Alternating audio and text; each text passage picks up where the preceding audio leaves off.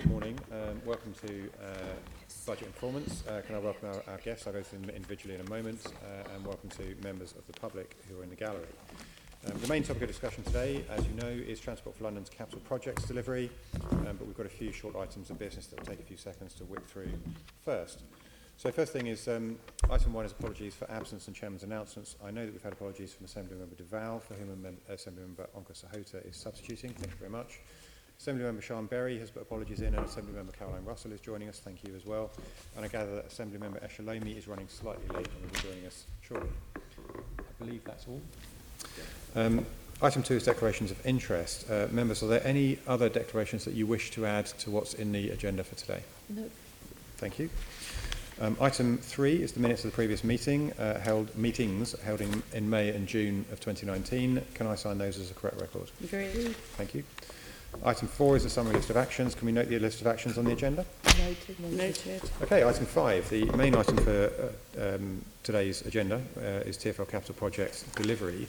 So I'd like to welcome our guests individually. Nicole Badstuber, who was here yesterday at Transport Committee, so is taking up a permanent residence here. She's a research associate in urban infrastructure policy and governance at the University of Cambridge. Welcome again, Nicole. Stuart Harvey, who's the Director of Major Projects at Transport for London. Welcome to you, Stuart. David Hughes, here again, David, the Investment Delivery Planning Director at Transport for London. Tanya Coff, who's Divisional Finance and Procurement Director at Transport for London. And finally, Colin Porter, who's the former Chair of the Independent Investment Programme Advisory Group. Welcome to all of you, and thank you very much for giving up your time this morning. As is traditional on this committee, I'll get the ball rolling with a sort of a wide catch-all question, which I think I'll initially direct to either David or Stuart, whichever wants to jump in first, which is, what do you see as the fundamental factors that lead to effective and efficient project delivery? I'll have a first go, Chair, and then I've no doubt Stuart will want to add some thoughts of his own. I think the basics of good project delivery are pretty well understood. That I don't think anything that myself or Stuart will say in response to your question would come as a surprise to you or to Colin. Clear scope, clear accountabilities amongst those involved in throughout the project life cycle, a realistic budget, realistic schedule, good control of change, a capable team, sound governance and controls. They are the prerequisites for sound project delivery. I think we have those prerequisites embedded in TfL's project management methodology. There's nothing surprising in there, but what constantly surprises is how difficult it is to apply those fundamentals on a consistent basis. But I think, you know, there's the foundations are well understood, not just by TfL, but by other organisations that deliver big programmes of investment. They've been well known for many years, but as we all know, they're not always applied. I think I would add that as we've stood up the Major Projects Directorate and the Project Management Organisation, which looks across the entire TfL Capital Delivery Programme, we're particularly focused on value engineering to make sure we are delivering exactly what is needed, to make sure the scope is fully optimised. We've done that through value engineering, value management, really trying to understand outputs. We've put a lot more emphasis on life cycle management, so making sure that the PMO and the capital life cycle is fully captured from the very beginning of a project to the very end when it's handed over. Certainly a lot more focus on risk management and particularly mitigation to make sure that we're taking as much cost out the project as possible, but equally kind of much more emphasis on opportunity development, so making sure that we're looking at opportunities and paying as much attention to opportunities as we are to risks. And then I would say just to completely redouble our efforts on open and honest reporting and making sure that our leadership teams and senior people in projects provide supportive challenge. And that goes into the realms of assurance, and I think we've got quite a good setup where we have our PMO as a first line of assurance, our internal assurance is second level, and our third level is IIPAG, and they're increasingly working well together to make sure that they're building off each other's knowledge and experience as they come and look at projects. Okay. Colin, what are your views on that? I agree with both Stuart and David. The first word you mentioned, a clear scope, is I think the most important thing, and a clear scope that doesn't change unless it really has to, so that the project's given a fair chance to actually do what it set out to do. Now, you're always going to get some change, but the scope and scale of the change needs to be very carefully managed. And I think where we've seen difficulties is where projects, because they've got a very long gestation period, particularly in the early stages, there's naturally going to be change because life changes. So I think that if you could manage the change properly, and changes properly, that would be very clear. But all the rest of it, committed project teams, realistic budgets, realistic delivery plans, not always things that are acceptable to outside funders or politicians, but they're key things, and I think the projects have got to be very firm about those items. Oh, did you have anything to add? Yeah, so I just reiterate the importance of project management and communicating where you are along the schedule. So I think if we look at Crossrail, you can see that the risks of not be updating those schedules, not communicating across the various contractors, and without it, you can obviously then not respond when there is slippage. I think there's also important the understanding of risks and trade-offs, and the impact of, for instance, value engineering on the resilience of a project, so how much contingency that has, what impacts that has on being responsive if there are more slippages further along the way. I think also just understanding the complexity of these mega projects. So a mega project like Crossrail, or also some of the other projects TfL is doing, is not the size or the funding, but the complexity of it, how many interfaces, how many people are working on that. And you do really need a good management team that can understand that and communicate across those interfaces. And then just to reiterate the politics and the role that politics plays in changing the scope, as Colin has mentioned, but also unrealistically putting pressure on budgets, which has led to contingencies being used just to get the budget down based on political pressure. Can you give an example of that last point? I guess with Crossrail, for instance, the project ate into its contingency to try and keep project's cost on track. Also looking further back to around 2010, when the expectation still was that Crossrail would be delivered in 2017, that contingencies were eaten into to keep to the lower budget for Crossrail for other projects that also exist. So I think it's just echoing Colin's point around the political pressure and responding to that and remaining realistic. Just that maybe a few figures from some research done at the University of Oxford highlighting that only 1 to 2 out of 10 projects are on budget, 1 to 2 projects out of 10 are on schedule, and even 1 to 2 out of 10 projects are on the benefits, actually have the benefits that were expected when the project went ahead. Are you talking about TfL projects or just capital projects? No, just this large projects in general, so across the board. I guess my point is that TfL is probably not an outlier here, that this is common across any large projects, that there are complexities, that there are overruns, that budgets are blown. And so just to conclude, that only 1 to 8 out of 1,000 projects, so less than 1% of projects, are on time, on budget, and have the benefits that were expected when they started the project. Wow. That's quite interesting in terms of the on-time, on-budget stuff that we were hearing this time last year about Crossrail. And so that's across countries and across timescales and regions. So. Okay. Back to David and Stuart. One of the key things about any capital programme delivery is the question of value for money. How does TfL assess value for money in its project delivery? I think we touched on this when I was last appeared before the committee. I think there are 2 key phases during which we are trying to assess value for money. Firstly, in the investment prioritisation phase. So before you even decide what project you are going to take forward, you know, a key decision is what is its value for money. So that's the business planning process with which you're familiar. So before you even get started with a project, you ought to have done a considerable amount of work to satisfy yourself that the project does offer value for money, that it does deliver benefits that can be realised, and that the value for money that it offers is greater than competing claims on that particular on the investment. You know, so there's a ranking process. So there's a huge amount of work that goes on in deciding which projects to take forward.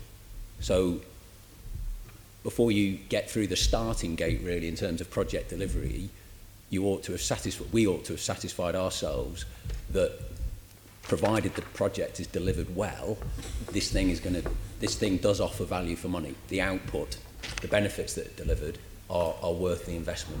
So that's the kind of first phase of the process, making sure that that the portfolio of projects and programs that we take forward, individually and collectively, offer value for money, are aligned with the Mayor's transport strategy, etc. They then go through into delivery. And the second phase of value for money is making sure that you're delivering that project as efficiently as possible. And that's really where I hand over to Stuart, and the project control processes and the application of those fundamentals of good project delivery that we talked about in response to your first question, where they kick in. Yeah, so I think there's an element of making sure all our projects are very different. So on the one hand, we might be putting computers in trains to drive automatically with the driver there.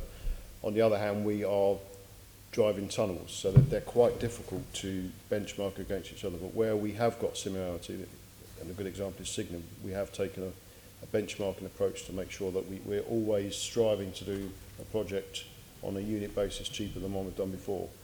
And a particular emphasis on learning lessons. So there's a huge amount of work now going on learning lessons on all our major projects to make sure that they're captured, not just documented and dust getting on them, but real active management of the lessons. And increasingly we're circulating project managers around to do, no project manager is staying on one project more than a couple of years if we can help it. We're trying to get flexible project managers that do more than one project. So there's always that dynamic between experience and a fresh pair of eyes. So we're making sure that our culture is working that way. And there's a lot more challenge on costs, so we are immensely focused on cost, really strong risk management, as I said earlier, a big drive on opportunity development. So, and really trying to actually respond to the sponsor's needs, to sometimes challenge back to say, well, actually, that's what you want, but do you really need it? So I'm playing a very active part, as David knows, and we have some very interesting discussions sometimes on, do you actually need everything you're asking for? So there's a big drive to, as experienced project deliverers, knowing what can put money into a job and having good, strong dialogue with David's team about, actually, do you need everything you're asking for? Colin, what observations have you had on this? I mean, for example, conflicts between prioritising delivering on time and minimising cost. Have you seen, as an observer of TfL, have you seen tensions in any of that? Well, I mean, in general, the faster you do a project, the more likely you are to be able to contain the costs. When you extend the length of a project, it just extends particularly to site works, the whole contracts running cost of managing a big on-site construction. So I can't say. It seems to me that the gestation period for projects is very important. Before you actually start digging holes in the ground or whatever you're going to do, getting that bit right helps you then to have a much firmer delivery programme. And if it wasn't that you were working on the existing infrastructure, which is being used every day somewhere by someone, then that would be a bit easier. So most of the TfL projects involve alterations to something that's already working. So that's got its own set of you know, risks that have to be taken into account, and you could just do what you can beforehand to try and minimise those risks. But once you actually start doing something, then you're bound to get other risks that you know, come up. Okay. I think, if I may, Chair, I mean, I think I agree with Colin. In general, it's a pretty good rule of thumb that the shorter the project, the cheaper. Not always, and I think some of the lessons we've learned on Crossrail very painfully over the last 18 months is that had decisions been taken earlier to recognise that the date wasn't going to be hit, the cost impact of the delay might not have been as great as that which we're now facing. And I think a comparison with that would be the Northern Line extension, where I think we made the right decision at the back end of last year. Stuart and I spent a lot of time looking at the Northern Line extension schedule and the cost forecasts, and took the view, you know, 2 years out from opening, that actually a more efficient and a more assured programme to opening could be achieved by slipping the end date. And that's quite hard to do because of some of the kind of pressures that we were talking about a few moments ago. You know, it's quite difficult in an organisation like TfL, in a political environment, to come forward and say, actually, the sensible thing here to do is to elongate the programme. It's not, normally that's not the right thing to do, but on NLE it was. And I think as a result of that, we have a much greater degree of confidence in our ability to deliver the programme to the revised schedule, and we're confident that actually it will end up costing less than had we continued to chase the arbitrary December 20 opening date. So that was a case of, you know, I think weighing up the cost and schedule pressures a couple of years out and coming to a kind of quite sensible and the right conclusion. But generally, I think Colin's right. In most cases, I think our view, generally, it's the quicker you do it, the shorter the programme, generally, the less it's going to cost, but not always. How early in the process I mean, various of you have talked about the need for realistic budgets, and there's an obvious reason for that. But how early in the process are budgets estimated and value for money calculations made? You have initial estimates from very early in the process, and I'll be being very candid, and again, something that Tanya and Stuart, myself, Simon Killenback might talk about, is I think we are not good at the initial estimates. I think we've created we sometimes create a rod for our own back. We seem to have, I think systemically, our first estimates seem to kind of end up, and I don't think it's deliberate. I think it's a subconscious thing. But I can point to several instances now, and Rotherhithe to Canary Wharf Bridge would be perhaps the most recent, where the initial estimate, which is produced very early on, it's more of a guesstimate than a serious estimate, proves to be well wide of the mark. And I think it's certainly an area we need to improve. I think we need to get more into talking about ranges. I think in some ways our business planning process drives us to try and come up with a single number at a point in the process where actually it's crazy to be coming up with a single number. We should be coming and saying this project's right at the outset. The range is going to be something like this. So I think the answer to your question is right from the outset, partly driven by the need to by the requirements of our investment prioritisation process. We are coming up with initial estimates right at the very outset, and our track record on some of the bigger projects is that those initial estimates, not all of them, but we've had a number of cases now where those initial estimates have been significantly short of what a more detailed estimate has then shown to be the case. And of course, in doing that, you do create a bit of a rod for your own back, because the project gets held to the number that was first thought of. So I think that the question was, it does highlight an area of weakness for us, and we are aware of that, and we are, we're looking at how we can improve that part of our. So we are doing something about that. So as the new major project director was set up 2 years ago, we are now going from an end-to-end capital programme to make sure that we get experienced project delivery people in the very early stages of the project to give advice on constructability cost estimates. So that is a new part of our process which should yield benefits going forward. When have you introduced that?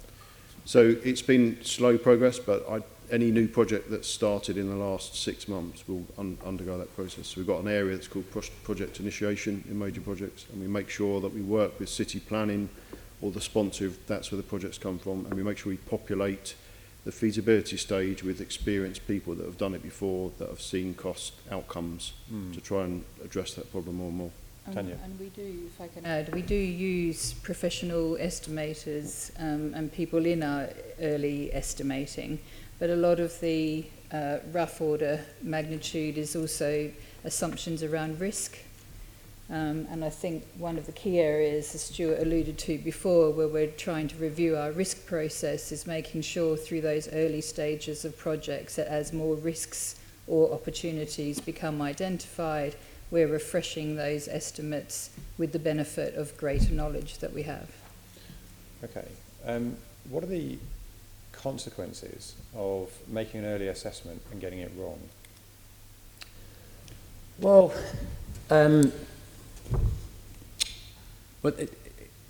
it's a little difficult to talk in general. So, all right. Well, I'll have a shot at it though. So, okay.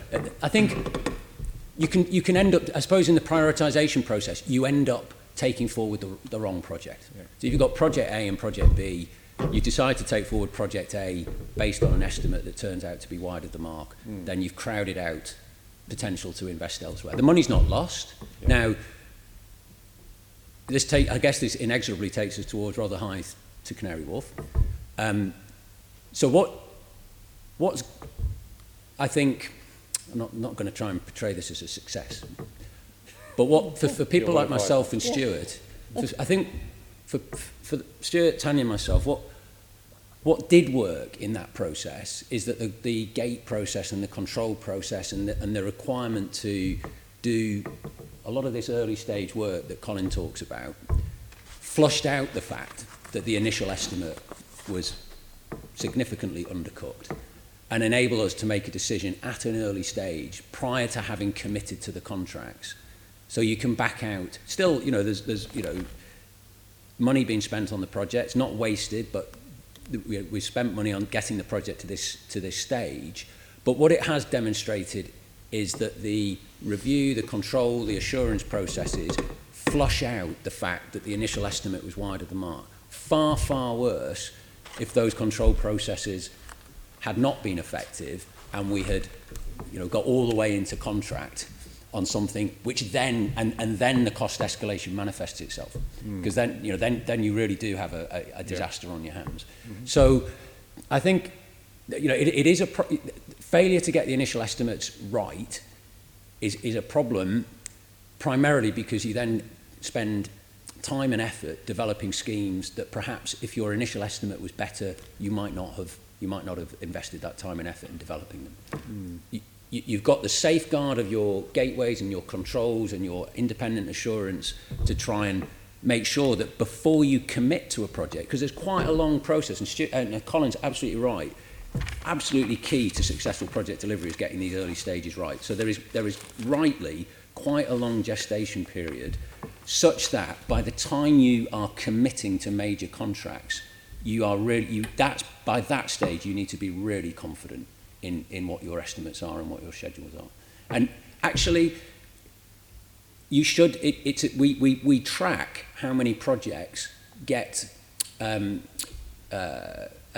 no-go decision at these early gates, and it's a measure of success if we are stopping projects. Because if the process is working well, not just the high-profile projects, but as you know, we have a portfolio of hundreds and thousands of smaller scale projects. We want to see evidence that the control process is stopping projects. That is actually, slightly counterintuitively, a measure of success, because it shows that your control mechanisms are effective in kind of flushing out stuff that might have seemed like a good idea, when it was a glint in the eye, but after a period of work, further design, further investigation, you say, actually, no, that's not such a good idea, and we'll stop that. How much of an influence does political pressure have to bear in making decisions around these things? So, I mean, you've talked about the Rotherhithe Bridge. which we're going to do a bit of a deeper dive on a bit later on, so I don't want to go into that now because I'll be stealing a colleague's It's all right, you go turf. ahead. But if you take the Rotherhithe Bridge, just as an example, that was a priority for the Mayor. It was in his manifesto. He made an announcement shortly after he became Mayor that this was going to be a priority. We also have things like the Oxford Street pedestrianisation. That was a priority. Now, I appreciate there were other factors as well, relations with Westminster City Council, etc. Under the previous Mayor, there was the Garden Bridge, which many members of the Assembly felt was ill-advised. And in your planning process, a lot of these things got to relative stages of development before it was realised that these things just can't go on. So how much of that is a factor in the business planning process when you're looking at schemes? If the Mayor has publicly identified himself with one of these schemes, how much pressure does that put on you? Well, it's quite transparent, and I think Alex Williams and myself talked a little bit about this when we were before the committee in May. In the business planning prioritisation process, we look to categorise all of the projects and programmes against 4 criteria, and they're quite explicit in that critical is around maintaining safe operation of our current networks, and then we have 2 categories, central and desirable, which are really around alignment with the Mayor's transport strategy. So that I guess and then the 4th is kind of things that we think we should be deprioritising each year. So they were the 4 categories that we used in last year's business planning process, and we've got a similar categorisation that we'll be using over the course of this summer in the 2019 business planning process. So it's quite transparent that here's projects that we think we need to maintain the network, and then there are projects that are ranked against objectives in the Mayor's transport strategy. So the pressure, I'm not sure I'd use pressure. We do try and align our investment programme against the Mayor's transport strategy. That's what we are there to do. So it doesn't feel like, if the inference of your question is there undue political pressure, it doesn't feel that way. No, it's not. To reassure, it's not. I mean, I am very much from the school that believe that the Mayor is directly elected, the Mayor has a manifesto, and it is the duty of the GLA group to try and implement the Mayor's manifesto on his behalf. I don't see any problem with that. I might not agree with his manifesto, of course I don't, in some cases. But I'm not suggesting in any way that you're placed under undue pressure, but to take the Rotherhithe Bridge as an example, the original estimate of cost in, I think it was December 2016, was £100 million. By the time of the business plan last December, it was 350 million, which was in the capital programme, and then within a few months it was 480, potentially 600. So by a factor of 6, the original estimate was way out. And so what I'm sort of getting to is, were you persevering for as long as you have because this was a mayoral priority, or were you persevering because you really thought that you could drag it back in line? Well, it was at the business plan process last year, I think the cost estimate from memory was broadly around 300 million. And I think, so at that time, the view was that this still represented value for money. It was in the, I can't remember if it was in the central or desirable, but it was aligned with the Mayor's transport strategy. I think it's central. It was delivering the objectives of greater connectivity, cross-river, cycling, mode share, etc. So it was a strong alignment with the Mayor's transport strategy. And at 300 million, the view was that it continued to represent value for money. Then, of course, we had the further cost pressures emerging between the end of last year and late spring of this year, and we ended up in a position. I mean, I as you know, until back end of last year, my focus was entirely Crossrail and Underground. I mean, I look back at the initial estimate for this bridge was ever 100 million. I find bizarre. Well, where we ended up by the spring of this year was we had an estimate, a central estimate of 450, I think, with a range around that suggested clearly these costs could become even greater. The detailed design work, that we were going through, this prolonged gestation to make sure we understood the risks and the cost of the project, had revealed that this was going to be a very complex project to deliver, and it just reached a cost where our view changed, and this was no longer represented value for money given the other pressures that we have. We will get into the Rotherhithe Bridge in a bit more detail a bit later. I use it simply as an example because you picked it up. Is it untypical of TfL's project planning? So would another scheme that was so far wide of the original estimate have continued for as long or is this just an unusual occurrence? Well, it would depend on it depend on its the strength of the case for it, its value for money case. There's another example. Yeah. Well, but I think I'm trying to think of cases where we've, where the cost of a scheme is increased, but we, still persist with it. I mean, subsurface signalling is costing a lot more than we originally envisaged for various reasons that we've been around several times. But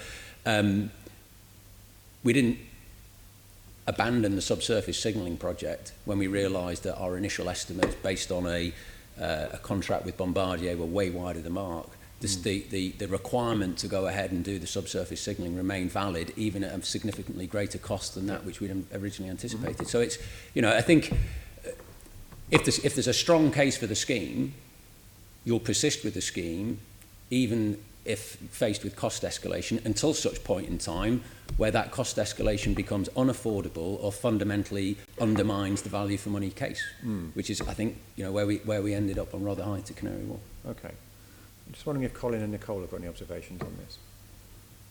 Well, we are talking about Rotherhithe to Canary Wharf later, and I'd like to save my fire. Fine, but in general terms, TfL's approach to this, not just to Rotherhithe, but to their programme delivery, do you have any observations on that? I mean, would you say this is untypical of TfL? Or? Well, we've always been, in our reports, we've always been fairly open that we think that TfL have always needed to be a bit more open with the mayor about the implications of some of the political schemes. So, for example, the Oxford Street pedestrianisation, at the very first review, where this looked, this was a wonderful idea, but actually very complex to achieve, and the implications of doing the pedestrianisation, moving the traffic somewhere else, was obviously going to be a big political thing. And I think we said then at the very beginning, you need to make sure that the mayor and the borough are totally aligned with what you're trying to do here before you start, just with the principle of shifting everything off Oxford Street, before you do any terribly detailed design work. And that didn't actually happen. They did some design work, they refined their estimates, but again, that was a project which had an initial finger in the park estimate without actually knowing what they were going to do and how they were going to do it, let alone the political decision about the move of the traffic. Nicole, any thoughts? Maybe just something to touch on is optimism bias, so the idea that projects always are budgeted for lower than what they often end up being, and there is a lot of literature on that, and things like the Green Book at the national level recommend adding these factors in when you calculate the expected costs for that. So I guess I would just reiterate that this is a widespread problem with projects in general, not specific to Transport for London, and also on the point of transport appraisals, talking about value for money, often something uses a cost-benefit ratio, so you add up all the costs and you add up all the benefits. But this is, of course, a limited appraisal method because some things are not easily monetizable. So having these four categories that David mentioned is one way to also push through projects which have benefits that are valued but are not easily monetizable, but are articulated as being important through something like the transport strategy. Okay, thank you. I've seen Assemblymember Hall, and then we're going to move on. Okay. Tanya, you said that you use professional estimators. That's right. Have you always used professional estimators? Yes, we have a function within our procurement team for cost estimating. So they're in-house?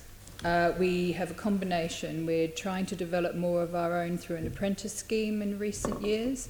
It's a highly competitive area, but we also subcontract some of the work out as well, particularly for some of the specialisms in some of the complexity of the projects that we're estimating. I ask because clearly we're getting the estimates completely wrong. When David said we're not good at first estimates. So are we looking at that because yes, if we employ people specifically to estimate, yes, they're clearly getting it extremely wrong? What are we doing about that?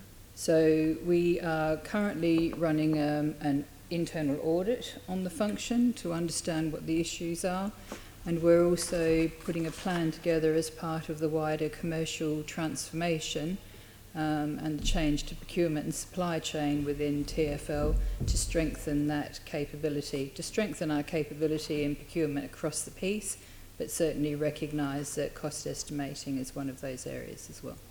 So when these cost estimators get it so wrong, is there an area they frequently get it wrong on, or do they get it wrong all across the board?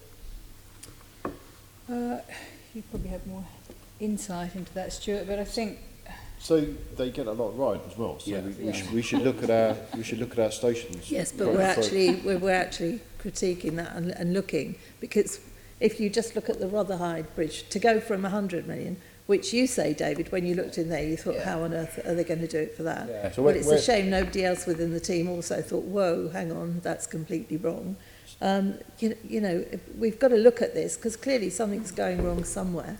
Yeah. So estimates are more difficult where the project is quite innovative and it hasn't been done before. And so where we've got stations, there's lots of benchmarking. Where there's lots of similar stations, the estimating is a lot easier. Where we've got a bridge, which is pretty unique, that's much more difficult. So I think that's where we need to focus our efforts, to understand our high-risk projects where there isn't a clear benchmark, and put lots more focus on that. Okay, so this... I think that if I may, it is really...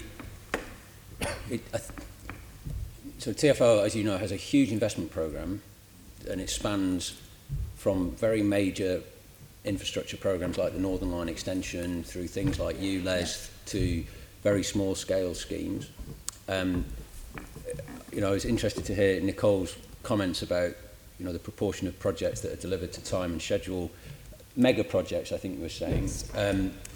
So I think our track record, not just looking at mega projects, is better. We've got a mixed record, and that's inevitable on a programme of our size. We get a lot of stuff right, we get some things wrong, but I think we do, you know, I don't want the discussion to give the impression that, you know, we're getting most of the stuff wrong, because actually we get most of the stuff right. And Stuart's correct, you know, the issue around estimating is very often around the more innovative projects. Rotherhithe to Canary Wharf Bridge was a classic. We don't do many bridges. If you look at our work on stations, if you look, for example, at Victoria, Tottenham Court Road and Bond Street, 3 hugely complex construction projects, the total value of those of the order of 1 to 1.5 billion, that have come in on time and on budget over the course of the last 7 or 8 years, which compared to the experience we've had on Crossrail is really quite striking. David, we are a scrutiny board, so we are looking at what you're doing basically with taxpayers' money. Yeah. So therefore, it's great when things go well, and we'll say that, but actually we're here to scrutinise where it's going wrong. I just wanted to make sure we had that kind of balance of where things have gone well. I accept that unreservedly, but equally, I'm appalled at what Nicole is saying. But I don't think that's representative of TfL, just to be... I'm appalled at the percentage, 1 to 2 projects across the board. That's not TfL. That's not TfL. I know, across the board. That's what I Internationally, just said. mega projects. I get that. Okay. And I am still quite appalled, especially if it's dealing with taxpayers' money. But with this particular section is looking for value for money. I'm just quite confused as to how you sort out value for money when you're looking at estimates that start at 100k, end up at 600k. At what point do you decide that that is good value for money? At what point in that process would you start to look, would you go back and think it's not good value for money? At which point along the line, as this is what this section's about? Constantly, up until the point that a scheme is contractually committed, and to a lesser extent post-contractual commitment, the value for money offered by that scheme is kept under constant review. Less so after contractual commitment, for the obvious reason that actually once you've contractually committed, very often it's more expensive to stop than it is to carry on. But in each year's business planning process, we look at every scheme. It's a zero-based process, and we look at every scheme focusing on all of those schemes that are not yet contractually committed.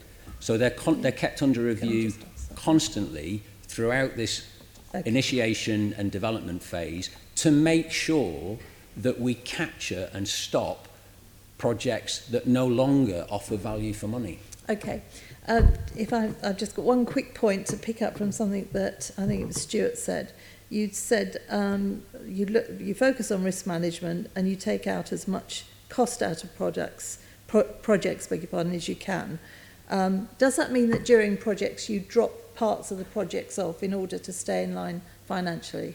No, not at all. So we always look at making sure we achieve the ultimate benefit, but where there's an opportunity to do something differently or find a different way of delivering the benefit, then we will take costs out of a project. Okay, so things don't drop off the project? No, not unless we agree with the sponsor under strict change. Okay. That's a constant dialogue between Stuart's team and mine. Stuart will come, as Stuart said earlier, he'll come back and say, well, you specified this, we've looked at it, we think this element of the project is going to cost X. Are you sure is that still value for money? And we'll go and look. I mean, that's a very live discussion that we're having now on aspects of the chairman is cross with me because we must move on. Thank you. Okay, we're going to look at the methodology used for project delivery, and Assemblymember Pigeon's going to lead on that. Thank you. Given we're going to do the bridge later, you might want to use the Metropolitan Line extension to Watford as an example of a project you cancelled, rather than talking about the bridge, because that was to do with the budget. That line extension was a project that we took forward under mayoral direction.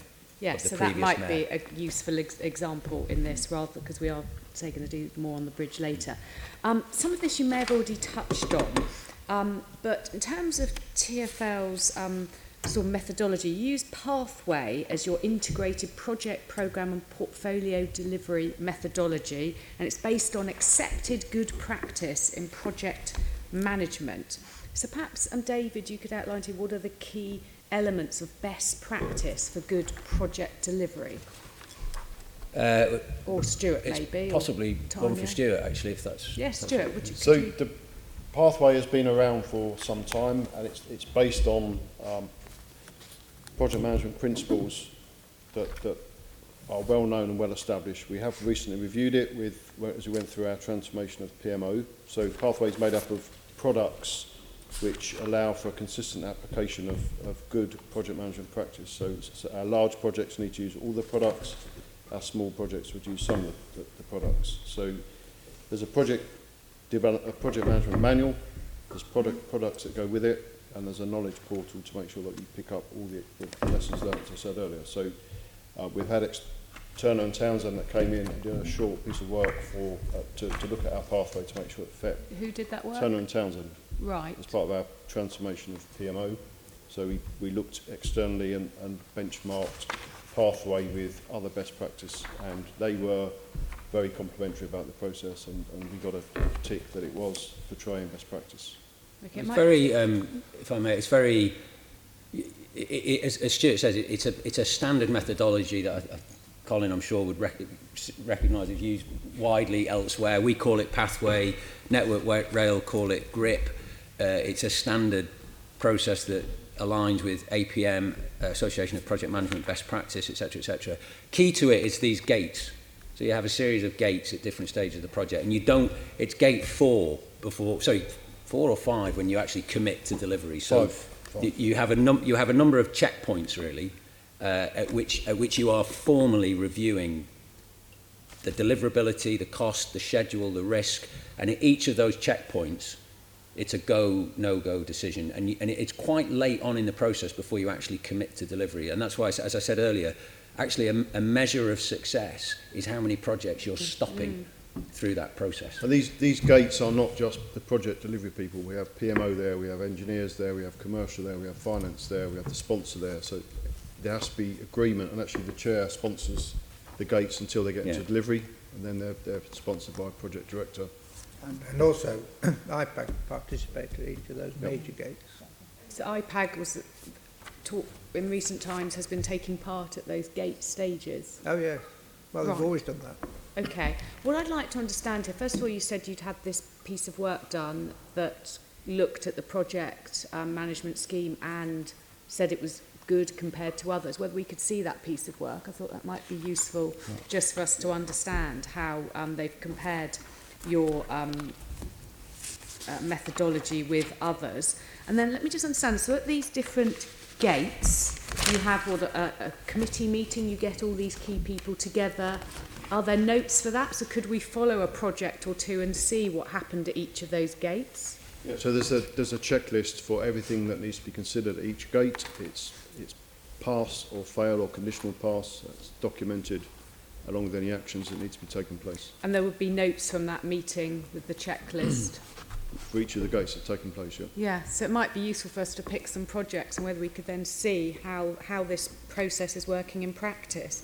That's really interesting and helpful. Nicole, what do you think are the key challenges to adopting sort of best practice for good project delivery and this sort of massive capital investment programmes? I guess one big challenge is that there's quite a split opinion on what is best practice.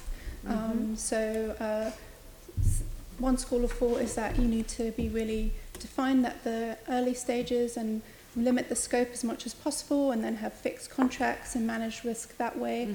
Another school of thought is that you have something which is a more of a combination of this this mantra of being very front end definition focused and then have these fixed contracts, but in the later stages of the project have things that are more adaptable, more flexible, have contracts which are less about delivering certain things but more about paying for what is being done to foster collaboration between contractors and the delivery body. So I guess one big challenge is what is the best practice to take on board. Interesting, Crossrail is often mentioned in a lot of the academic work as an example of having done project management well so far. I think with a big project like that, the challenge for Transport for London has been that they have had in recent history, and obviously Transport for London, as you guys, is quite a recent institution, has built a track record of being able to deliver well, and then was given quite a lot of autonomy and independence, and that those governance structures are maybe where the challenges lie. So maybe on balance it's the governance of these projects and how you manage risk, how you distribute that risk between the authority contracting out the project and the contractors. There's different schools of thoughts on what type of contract you have and what is suitable. Lovely, thank you for that. Colin, obviously IIPAG was set up originally because the government were giving funding to TfL, and they at that time didn't necessarily have the confidence TfL would spend it all wisely, so they set up IIPAG to report directly to the Mayor and to the DFT. And obviously all of you who've worked in IIPAG, very experienced in this field. So from your experience, how compliant do you think TfL is applying their methodology, and are there more things they could do to improve? I think they're pretty good, actually. I don't think they deliberately set out to not apply the methodology. So I think they apply the methodology. When we come to Rotherhithe to Canary Wharf, I mean, the first stage is the sort of option selection. When you're looking at projects and you've got different ways of achieving the outcome, and you select which you think is going to be the best based on the estimates you've got at the time. So I think TfL generally follow the project methodology pretty well, and comparing it with other industries, you might take Network Rail Yes. as a similar sort of an industry. Their track record is, I suspect, actually considerably worse than TfL's in doing some of these big projects that are in the public eye on time and on budget. So I think I think we rarely comment on the application of the methodology. It's when it gets interfered with that the issue arises. So when the methodology is interfered with, in the work that you did, were there any particular areas? Because obviously Stuart now is in charge of all major projects, but historically I think you were at the Tube, weren't you, Stuart? So actually learning across all aspects of TfL's business, are there any areas, I don't know whether it's in the surface transport area or other areas, where actually the Tube, I think, generally has been thought of to be well managed in those projects? Are there other areas at TfL that have been weak? Well, you mentioned the Watford Croxley Green debacle. Yes. The Garden Bridge debacle. The Oxford Street pedestrianisation issue.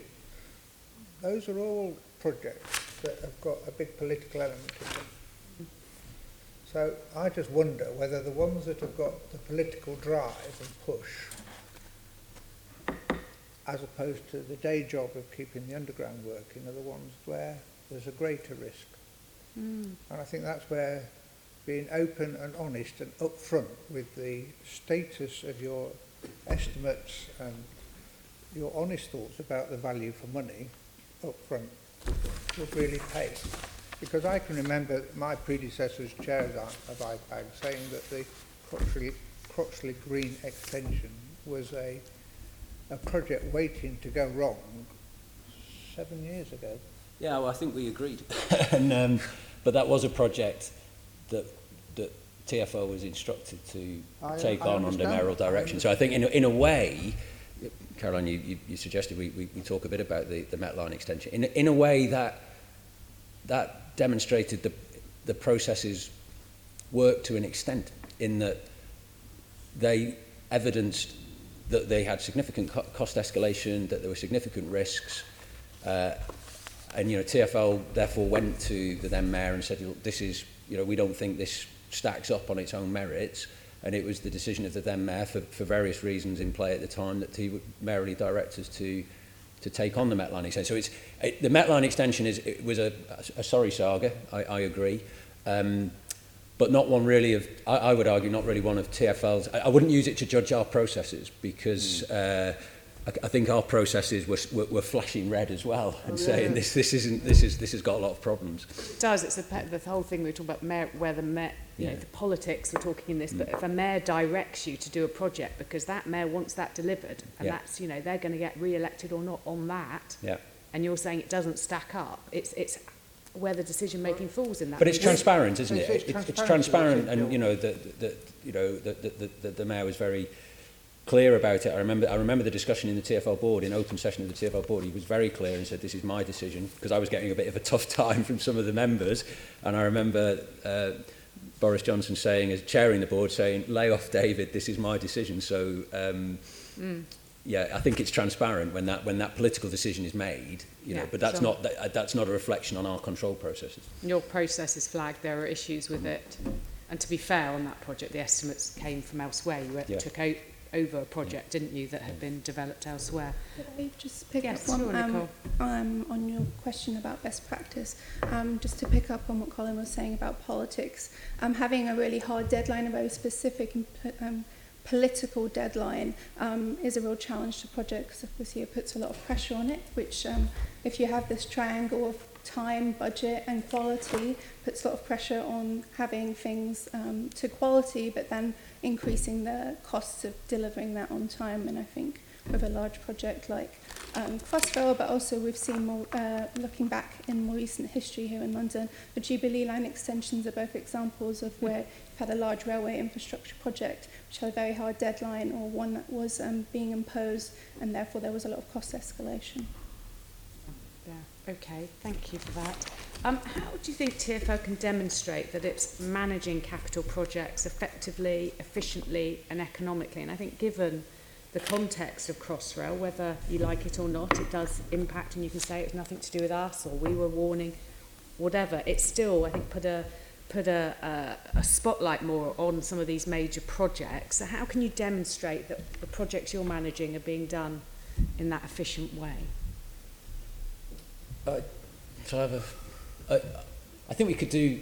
I think we could do better at telling the story, not in a kind of marketing spin way. Because I'm sitting in front of you saying, actually, I think our track record's pretty good, but I'm conscious that I would struggle to produce the report that evidenced that in a very objective way. So I think that our investment programme reporting is getting better. The quarterly report that we produce for the programme investment committee of the TfL board, I think is getting better as an output. But I think what we have not done historically is kind of track our performance over a long period of time, that we're able to demonstrate to scrutiny committees such as this one that yes, there are things that go wrong, and there always will be, but actually we're doing better than a kind of 2 out of 10. But what I don't think we have readily available is the historical data that enables us to tell that story. I think in the absence of that, if you do scrutinise the investment programme reports, and you look at some of the big projects that have been delivered very successfully, it's a pretty good record. And as Colin has said, these are very complex projects, most of which are being delivered on live infrastructure. But I certainly don't think Tanya, Stuart and myself would sit here and in any way try and sort of paint a picture that we get everything right all of the time. We don't. There's significant things that go wrong. And there are areas, and we've talked about one of them, there are others, but there are areas like early stage estimating that we know we're not good enough at, and we need to get better. But it's quite hard to, I think we struggle to answer your question actually about how do we demonstrate in the round that this investment programme is being effectively delivered. But what are the key metrics that you use to monitor effective project delivery? The key, I suppose the two key words, it's milestone reporting, which leads to your actual end date. Yeah. So you've got, and some of our, some projects are kind of quite short, especially in the kind of street space. These are quite short duration projects, but obviously in the London Underground environment, these are multi-year projects. So you'll have an end date and you'll have interim milestones. So you're tracking your schedule against interim milestones driving to a declared end date, and then you're tracking your cost performance against that. I mean, they're the key basics of it. We're going to get into some more detail on that in a minute. That's right, but we do have project management techniques, CPI and SPI, that we use at more granular level to make sure, and third tiers of milestones to make sure we get an early warning of tier 2 and tier 1 milestones going in the wrong direction. And I think as a committee we've been trying to get a lot of detailed information from you ahead of this meeting and as part of our investigation. I think it's been quite difficult to get some of these key fundamental details for your project. Should that worry us? No, I'd like to think not. We were trying our best to get that information for you. The duration was over 6 years, and we've had quite a few recuts of data and hierarchies in that period of time. But we were trying to get as much to you as we could, and very happy to look at any additional information that's required offline as well. Fantastic, thank you. And finally, Colin, what has been your experience of the availability of key financial and schedule data for project teams in the work that you've done?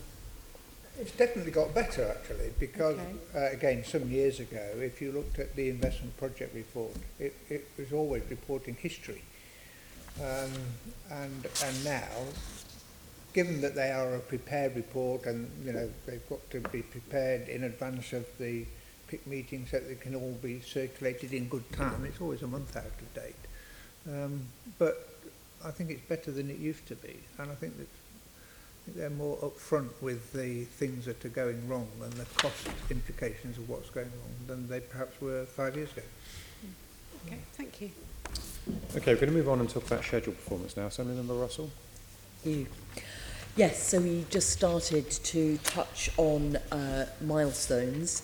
So my sort of opening question is, does performance based on the TfL budget milestones give a true reflection of the capital programme? And it's not meant to. I think my answer to that is not meant to. So the budget milestones are the milestones that we're planning to deliver in the next 12 months. Mm-hmm. So it's a good measure of how your programme delivery is going in the short term. But that is not that is not a full reflection of how you're delivering the entirety of your capital programme that spans several years. So we use the budget milestones to look at in-year performance, but I don't, we would not suggest that those, and because they're in year, you're only looking 12 months. When you're setting those milestones, you're only looking 12 months ahead. The degree of uncertainty is relatively limited. So we would expect to hit 80-90% of those milestones. I don't expect our entire capital programme to be delivered kind of 90% on time, actually. Well, I do, Stuart, just to, but I'm talking to you, I do. But, I expect it to be better than kind of 2%. But so the budget milestones are in-year, short-term, and we expect to hit most of them. You know, if we're not at 80% on the milestones and we're only predicting 12 months ahead, that's a big worry. But it's not meant to be the kind of control mechanism for the entirety of the capital programme. It's just looking short term. Okay, so the entirety of the capital programme is... So do you probably... Stuart, do you want to... is monitored... So if we have a programme investment committee report which shows our EFC's estimated final cost against the authority, it shows the date and it has a RAG status on where the project is. The whole project management office has, as I said earlier, a vast array of tier 2 and tier 1 delivery milestones, tier 2 and tier 3 that are early warnings. We have schedule performance indicator and cost performance indicator. So we know we're not as good as we need to be, but we understand where we are in terms of how much progress have we made versus the cost of any particular programme. So the budget milestones, there's a huge amount of project reporting data that's kind of flushing up. One cut of it is the budget milestones that's used to drive in-year performance, and it's used for things like staff incentivisation and things like that. So it's about driving your performance in year. A better public report to look at for a view of the overall state of the investment programme is this quarterly report that we produce for the Programme Investment Committee, because that tells you, it gives you the in-year reporting, but it also tells you where are we against the end date, which so the budget milestone for Bank Station, I don't know what it would be, complete some bit of tunnelling this year, which is interesting and important to do that. The quarterly report to the Programme Investment Committee will be saying, how are we doing against the forecast delivery into service of the Bank Station project? Is it still holding at 2021? And cost. And how is it doing on cost? So that's where you should look.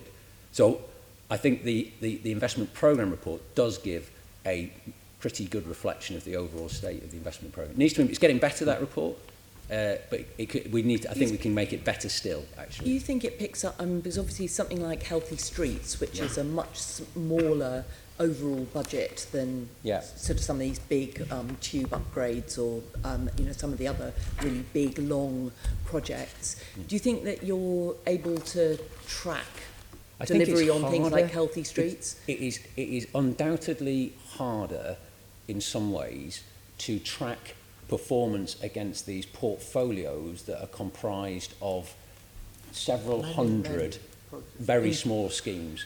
In many ways, it's much easier to kind of report on a big project like Bank, much easier to get your arms around and understand where you are. I think it is still a work in progress to get our reporting, to get the adequate, appropriate reporting around these portfolios of high volume, low value portfolios. Because I think there is, I always worry that we're in danger of measuring our performance in those portfolios by how much we spend, which is not a great, that can drive the wrong behaviours. So and I'm always very also, conscious if of you that. have delay on those projects, you have big implications for safety. Yes. And so in terms of the Mayor's outcomes around Vision Zero, that's the important thing to be tracking. So we're trying to develop more sophisticated metrics around the Healthy Streets portfolio that look at a range of outcomes delivered by each particular scheme, that track the volume of schemes that we're delivering, the kilometres of cycle infrastructure put in place. I think there's more to do there.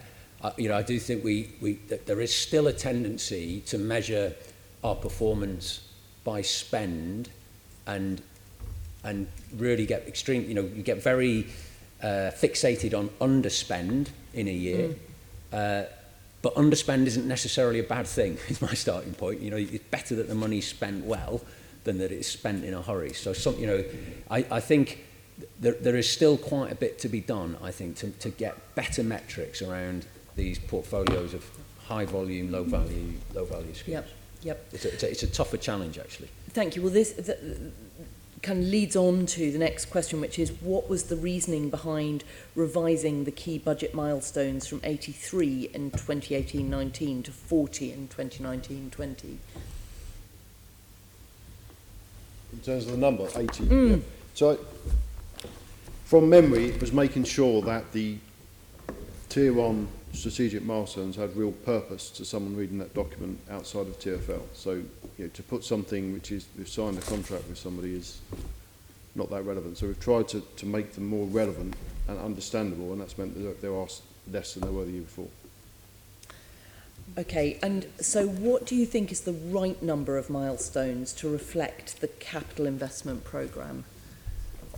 It's a very difficult question. Yeah. Really, because the capital programme is a mix of these, as you say, these big mega projects that are costing 400 million or more, and then a bunch of small borough-led schemes to change cycling in a borough. It's very hard to be totally consistent with such a vast range of projects. But the methodology that you've got, and take four applied to lines. all of them, isn't it? Four lines modernisation didn't have any key milestones that a good few years ago, but now it has. It's delivering quite a few sections. So something like that has now got more milestones. So it changes depending on where you are on the life cycle of a project. So what we're trying to do, what we're trying to do in those budget milestones is paint the picture of how our delivery is going in the current year, and I think we were trying to make sure, recognising that the budget milestones are something that get quite a high degree of public scrutiny, that the milestones were things that made sense to the layperson, because I think we felt that sometimes some of the milestones that we'd included, I can't think of an example off the top of my head now, but they'd be pretty they might mean something, 3 tiers down in a project delivery organisation, but even I might struggle to understand actually what is that milestone about. I don't really understand it. So we were trying to getting an invitation to tender back from a contractor. Yeah. It's not really that important, relevant to anyone other than someone that's delivering the project. So we've tried to be much more specific and purposeful in the milestones we've set. I mean, would it be more helpful to have, in terms of public consumption, to have published start and completion dates for significant projects and sections of projects? Yeah, that's what we try to do, and we're trying to do that more in the investment programme report. And I think what we're trying to do in the budget milestones is really focus in on really significant milestones such as that. So completion of tunnelling on the Northern Line extension is a really significant milestone that can drive the right behaviours and is kind of understandable to Joe public. Everyone gets that finishing the tunnelling on the Northern Line extension is a big deal. You just always have to be a bit careful, don't you, with setting milestones, particularly ones that then cascade down into people's personal incentives, that you don't drive wrong behaviours. I'm always a bit wary. I remember having quite a fierce debate with Mark Wilde about objective setting around a contract award, because actually the case in point was a debate about how the award of the PIC line rolling stock contract, and I remember having the argument with Mark saying I should not be incentivised to get that contract awarded because it might not be the right thing to do.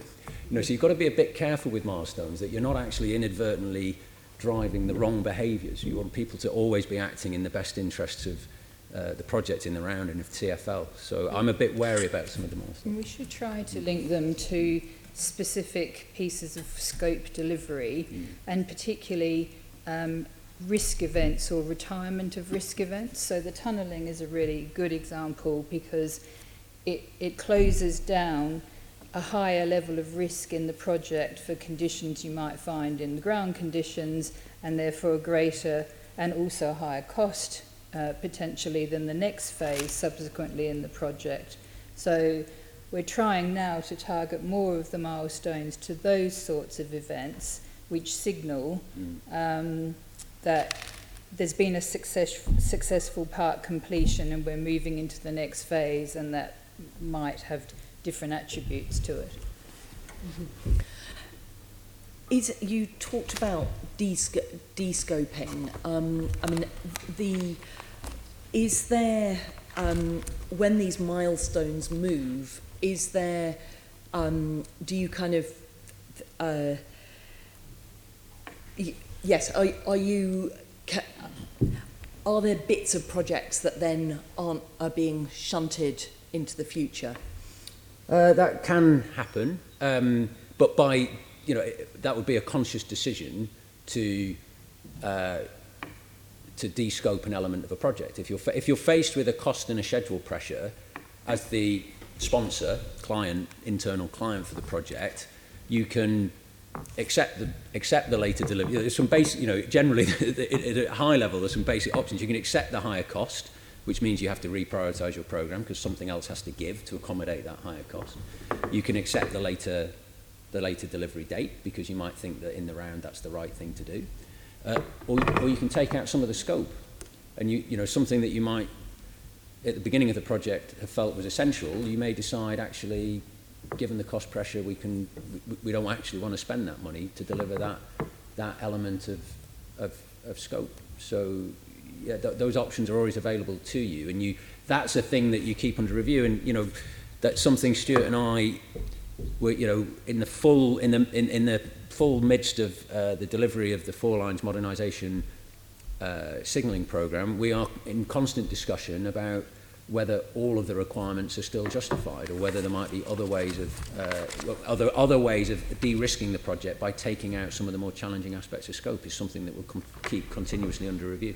And what's important is I'm very open and transparent with David, so he knows exactly where I am, exactly the challenges ahead, so it allows really good quality dialogue about how we take things forward. I think there's also, I would put my underground hat on for a moment, a good healthy debate as well between the deliverer and the ultimate customer of the service, because the maintainers or operators will always have quite a strong voice in those conversations as well about decisions being made to de-scope that would have a knock-on impact to the way they manage and run the railway in that example. So there is good healthy tension around conversations around de-scoping in the small number of times that we do have them. Yeah, and that's quite an important part of the role of my team, is to manage that tension. And it's a healthy tension, as Tanya says, between, if you take a London Underground project, very often the operator or the maintainer, quite understandably, wants everything. They want the Rolls-Royce, their starting position will be, we want the Rolls-Royce version of everything. The project deliverer, on the other hand, is, you know, trying to phrase this correctly, trying to, you know, minimise the risk and the cost, and there's a kind of trade-off to be made, and that's essentially my role, is to try and help manage that trade-off between the cost and delivery risk on the one hand and the benefit that we get at the other end. Assemblymember Russell, just on that point, I think Assemblymember Hall wants to ask a question. Yes, I'm sorry. If you could just clarify, Stuart, I said to you, if do you ever have to drop parts of a project off? And you said absolutely not. And you're saying, but you do de-scope. I did say, unless we went through, so we do take scope out that doesn't impact the benefits. That's within my remit to do so. If we can take elements of delivery that still allow us to deliver the project, that's fine. But I did say if we have to take scope, and I work very closely with David to make sure that he assesses the benefits that we lost versus the cost that's avoided. Okay, do you list anywhere the things that you have de-scoped? I call it drop-off, you call it de-scope. Is it written down anywhere so that if we see a project that delivers X amount and then it doesn't? 4LM is a good example of where we've taken scope out, if we spot, you know, change control of the sponsor, things that didn't affect the benefits at all. So we've taken quite a sum of money out on that, and we talk about things that maybe could impact the output, and we would document that. So it's all done formally through change control, either in the project if there's no impact on benefits, but the sponsor's still involved in an oversight perspective. But if we know it's going to impact the benefits and it's rare, then we would go to David's team and we would have a dialogue and a proper piece of change control be implemented. And where there are significant, they're very rare actually. So I'm trying to remember where you, because this can apply. There are two ways in which you can de-scope. You could, or drop off. Yes. Well, or drop. Yeah, two ways you can drop. You can drop stuff off and still deliver the same customer-facing outcome. And that's just a kind of a win-win. The project team, the engineering team come up with this. They come back to us and say, actually, we found a way of delivering the same outcomes more cheaply. That's generally a pretty easy decision. The more difficult trade-off is when a project team would come to me and say, actually, we don't want to deliver this part of the project anymore because it's looking very difficult. We could drop off this part of the project, but it will reduce the benefit. Off the top of my head, an example of that way back in Crossrail, not in the kind of recent past, but 8, 9 years ago, we went through that process at the central section stations and looked very hard at how many cross passages we needed between all the platforms. And we took decisions then to remove some cross passages. Did we need all of the escalators? As a means of trying to manage costs. This was back in 2010, but it was an example of already into the project, looking at whether there were elements. It's a bit like buying a new car and saying, actually, you know, I can live without the fancy stereo because it's all costing too much, but I do need to keep, you know, the sunroof or something. So there's kind of those sort of trade-offs that you're making, you know. Insight into David's life here. Trade-off, in my opinion. Are you okay? Yeah. Okay. Sorry. Senator Russell again. Thank you. So, how representative do you think the 2018-19 scheduled performance is when you've met 81% of the milestones despite being about £500 million underspent? So there's an interesting dynamic. It can seem like it's a mixed message, but it makes sense if you just kind of unpack it a bit. So what you can see is underspend in the current year, but then your forecast final costs actually increase for a project. So underspend very often just mean the project is delayed. The programs are delayed, the spend is going out to later years, and your final cost will go up. So sometimes you look at the reporting and think, this seems a bit counterintuitive. We're forecasting underspend in the current year, but some of our forecast final costs are going up, but actually one can be a consequence of the other. I think 80% milestone delivery in year, that could correlate with underspend. I think that's probably telling an accurate story of where we are in the current investment programme. We have some slippage in some of our programmes. That will be manifesting itself both in underspend in some areas and in missing some of our budget milestones. And a knock-on effect of that will be pressure on EFCs on some of our projects, because normally underspend is spend deferred rather than cost reduction. Cost reduction is great, but very often it's spend deferred. I would add three things.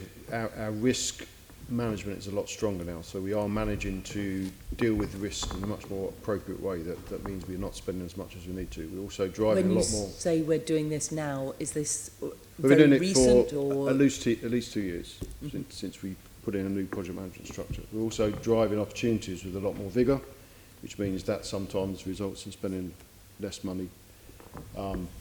So yeah, that's how you can see some of the, and we're also very, in terms of managing cash, we're making sure we're spending money as late as possible to make, so there is some deliberate deferral where we can still get the output some time to make sure we don't commit money that we don't have to too quickly. So there's three things that, I mean, it's not the only reason. David's explained some of the reasons. There's another reason why our underspend is there as well. And it's a positive thing. Unless it means that you're not delivering, for instance, again, on the healthy streets, sure.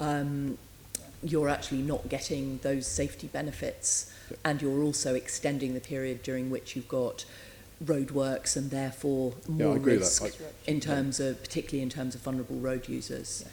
I'm just balancing the same way David did in terms of that, there is some genuine underspend, there's also some planned good behaviour that's driving underspend savings. So we're very focused on our safety critical renewals. They will always be classified as critical and will always be highest prioritised to take them forward. But you're absolutely right. Our focus now is much more about assuring the delivery of that and delivering it when we say we will, for the money that we will. So we are very focused on the level of underspend going through at the moment. Mm-hmm. I think we need to get in. We do. So I'm relatively new to the streets part of the investment programme. We do need to get better at forecasting our delivery in the healthy streets area, because these are, although they're small in financial value compared to the London Underground schemes, they're not small in absolute terms, but compared to the LU schemes tend to be. They are hugely complicated schemes to get going. You know, we've seen recently with Cycle Superhighway 10 some of the problems you can encounter, but it's predictable that it's going to be difficult.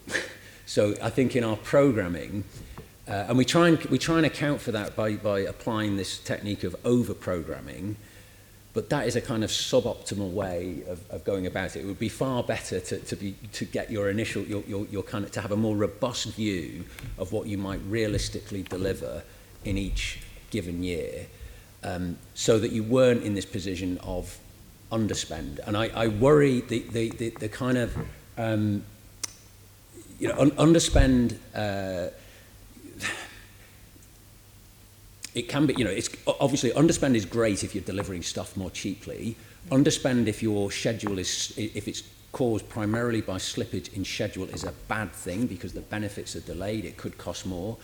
I also worry though that in an attempt to avoid underspend, you can create incentives on people to spend money unwisely rather, or to not take sufficient time in the early part of a project. And as Colin said at the outset, absolutely key to successful project delivery, even on small scale projects, is getting the upfront stuff right. So my worry sometimes with the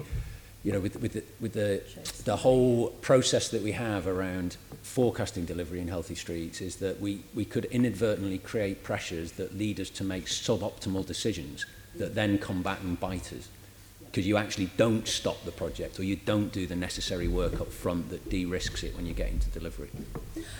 That sort of brings me neatly to my next question, which is sort of really to do with sort of the things that could be addressed up front. So have you done any analysis to determine what are the key constraints that impact your schedules? For example, there's construction, there's stakeholders, external factors, resourcing. And do these challenges exist across all major capital projects? And if yes, how are you addressing the delay or deferment issues in project scoping and planning? I think that's a really good list. I should write it down. It sort of recognise all of that, and I think they sound like things that can apply pretty much across the board. The thing is, they are, it's predictable. And to come back to a phrase that Nicole used earlier, there is this inherent optimism bias, and in planning a programme, you try and take into account the inherent. It's not a kind of malicious thing, optimism bias, but you try and offset for the optimism bias. So all of those factors will bring themselves to bear, not necessarily on all of our projects, but they're all familiar themes. But they should never really take us by surprise. Stuff happens across a big programme such as the one that TfL should be built in. And we should be kind of managing our programme, anticipating that will happen. But always, I keep coming back to this point. I think always, when you get into kind of milestone reporting and sometimes it's the right thing to do to go more slowly, particularly up front. Take more time up front, and so my challenge back to project teams quite often, particularly in my first few months in this new role, is actually I want to make sure that we do the early work well, that we don't commit to spend prematurely, and therefore if that means things are delivered a little bit later but they're delivered better and more efficiently and with less risk, I'm more comfortable with that, actually. That's it. Yeah. Nicole, just to sort of get an overview picture, when undergoing major capital works to a city's transport network, how do we best balance minimising cost and minimising impact on the eventual service users? So I guess taking an example of having to shut down a tube line, generally doing block closures is a better solution. You can do the work in less time and at a lower cost than if you schedule it over weekends and night closures. Was that sort of what you were trying to get at? Yes, and but also whether there's any other, you know, kind of academic kind of, you know, good practice that might relate back to what we've just been talking about. But if there isn't anything in particular, don't worry, because I'm not sure of anything in particular, but I guess I would just mention that it's always a balance, of course, and what do you want to prioritise, the inconvenience of your citizens today or getting the service up and running sooner. Yeah, on a sort of practical note, actually just shutting down a road or a tube line and then opening it up in a few weeks is a better way of doing it, and that would be best practice. So, for instance, in New York, that was the proposal to shut down one of the tube lines or subway lines that had been had received damage due to Storm Sandy in 2013, although that is now not being followed because of political pressure. That was a classic example. They did years of planning, came to London to understand how we did long-term blockades and closures, did years of planning to do some of the restoration works post-Superstorm Sandy, and then had it overturned by the mayor. This is New York we're talking about, Yeah, the governor. at the last minute, which has completely pulled the rug from under their feet. It wouldn't possibly happen here. Can't come. Colin, in your experience, that kind of do sort of scheduling approaches like blockades, sort of how are they most, I mean, is that the most effective way, would you say, to keep delivery of capital projects on time and on budget? Always. Having a blockade is always the most efficient way of the engineers actually doing the project. Undoubtedly. Customers. Customers. So there's always a balance. Yes, that's the thing. And it's very important that that balance and the, you know, weighing up the pros and cons of a longer blockade versus short work is assessed right at the very beginning, again, so that when the contract is let, there is a firmly agreed way of getting the job done that's got the optimum. These are really difficult decisions between. It is undoubtedly always, I'd say without exception, it's better to take a blockade, close a station, close a line for a prolonged period of time. From a project delivery, that is miles more efficient. But of course, the impact on the customers can be severe. So these trade-offs are really difficult, and they're the subject of quite heated discussion at the London Underground. So we sit in we make the decision in the London Underground executive meeting chaired by the MD, and they are really difficult decisions. We produce business case analysis that try and trade off the efficiency savings on the one hand versus the customer impact on the other, but they are really difficult decisions to make because it's really clear cut. You know, it's so much more efficient from a project delivery perspective, but you know the impact on customers can be really severe. So, for instance, because the bank branch of the Northern Line is going to be closed, I think, coming up. Yeah. So, are you doing a lot of work in terms of buses, walking and cycling? Will. So that's in spring of 2021. We'll be closing the Northern Line through Bank for 16 weeks is the plan. So that is going to have a huge impact. It's one of the biggest blockades we'll have ever done, I think. So a lot of work is already underway looking at how we can manage the consequences of that on the network, looking at how we can best communicate the impacts to our customers, travel demand management, all of that stuff. Actually, that was a fairly easy decision to make because in that instance, there was no choice because the team has dug a new southbound tunnel. There's a new southbound tunnel being dug to enable the station to be enlarged, and there's no choice but we have to close the line for a prolonged period of time to knit the new part of the tunnel into the old tunnel. So it's a hugely significant blockade. Actually, it wasn't a difficult decision because just from an engineering perspective, there's no other way of doing it other than closing the line for a prolonged period of time, and we always knew that was going to be the case. Maybe just something to add is, what measures you can implement in a city to mitigate that blockade is, of course, also important. Somewhere like the Bank branch and the Northern Line, there are alternatives for people to travel to. There are already bus routes running down some of those connections, and you can increase the frequency. Somewhere further out where it's less densely public transport orientated and where there are less cycling routes or less public space, then that is is a different trade-off, a more difficult decision to make. But often fewer passengers. Yeah. That's it for me, but I think... Yeah, I just want to pick up, it's interesting, you're all saying absolutely blockades are the way to go, where you can do them. But if it weren't for customers. Okay, but that's they are the whole an important principle of consideration. TfL. You could run everything on time if there weren't those passengers around, but we are, I'm afraid. But 10 years ago, the Assembly did a report Too Close for Comfort about the Underground, and in that we recommended blockades. And at that time, TfL were very resistant to that idea. And we'd had evidence from Madrid. We actually had the Metro from Madrid talking to us about how they had done this over the summer period, and that's how they managed to really achieve, in a cost-effective way, the works they needed to do. So is it now absolutely, I know you've got this Northern Line blockade, but in TfL's a process that you think actually a blockade is the best and cheapest way to get these things done? I think the burden of they are very difficult decisions, and you have to take them on a case-by-case basis, and actually they're the sort of decisions where the business case analysis doesn't necessarily give you the whole answer. I think the burden of proof has shifted, though, in my over the last several years. There's definitely more of a willingness to take on a blockade and manage the consequences of that. I think partly that's greater confidence in the ability of our travel demand management techniques, and I think that partly flowed from experience during the Olympics.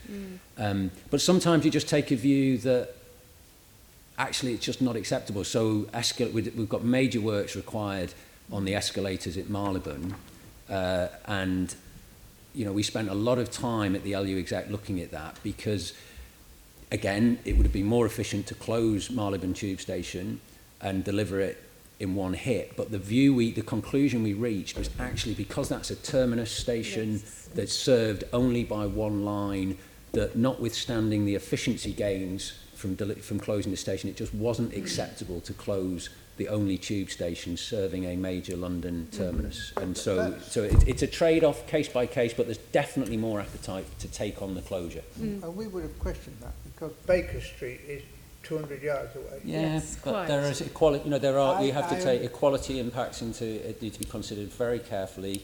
And we looked at the Baker Street option, and the danger we had was that there was a very high risk that the Jubilee line would become overloaded with people going to Baker Street, and we'd get ourselves.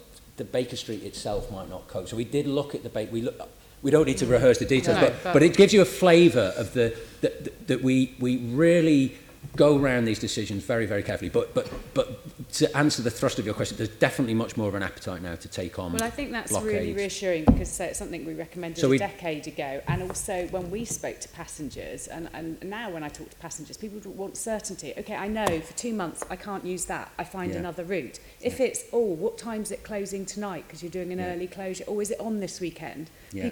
People would rather have that fixed certainty, and yes, it will inconvenience them for a period of time, but they know then it's over. So I'm glad you've and we did that. So we did that on the Northern Line last Christmas. The blockade or the closure of Kennington was went very successfully. So great, thank you. Okay, we're going to move on and talk about how TfL manage their costs, and Assemblyman Bit of Size leading on that. Thank you, Chair. My question is to TfL, and if we could start off with you, Mr. Harvey. So it's obviously important to manage projects to cost. Can you tell us a bit about how you actually manage costs? Are you doing it the right way?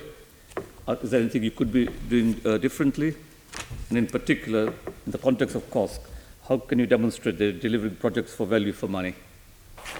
So it might be better for me to kick off with that one. So we manage costs at multiple levels of our projects. in line with the pathway methodology that we've spoken about. And as you know, we do manage hundreds of projects of different scales and sizes, so we can do better, but we did deliver 80% of the budget last year on time and to the budget. Every project and programme team is given a financial authority within which they work and manage and deliver the project.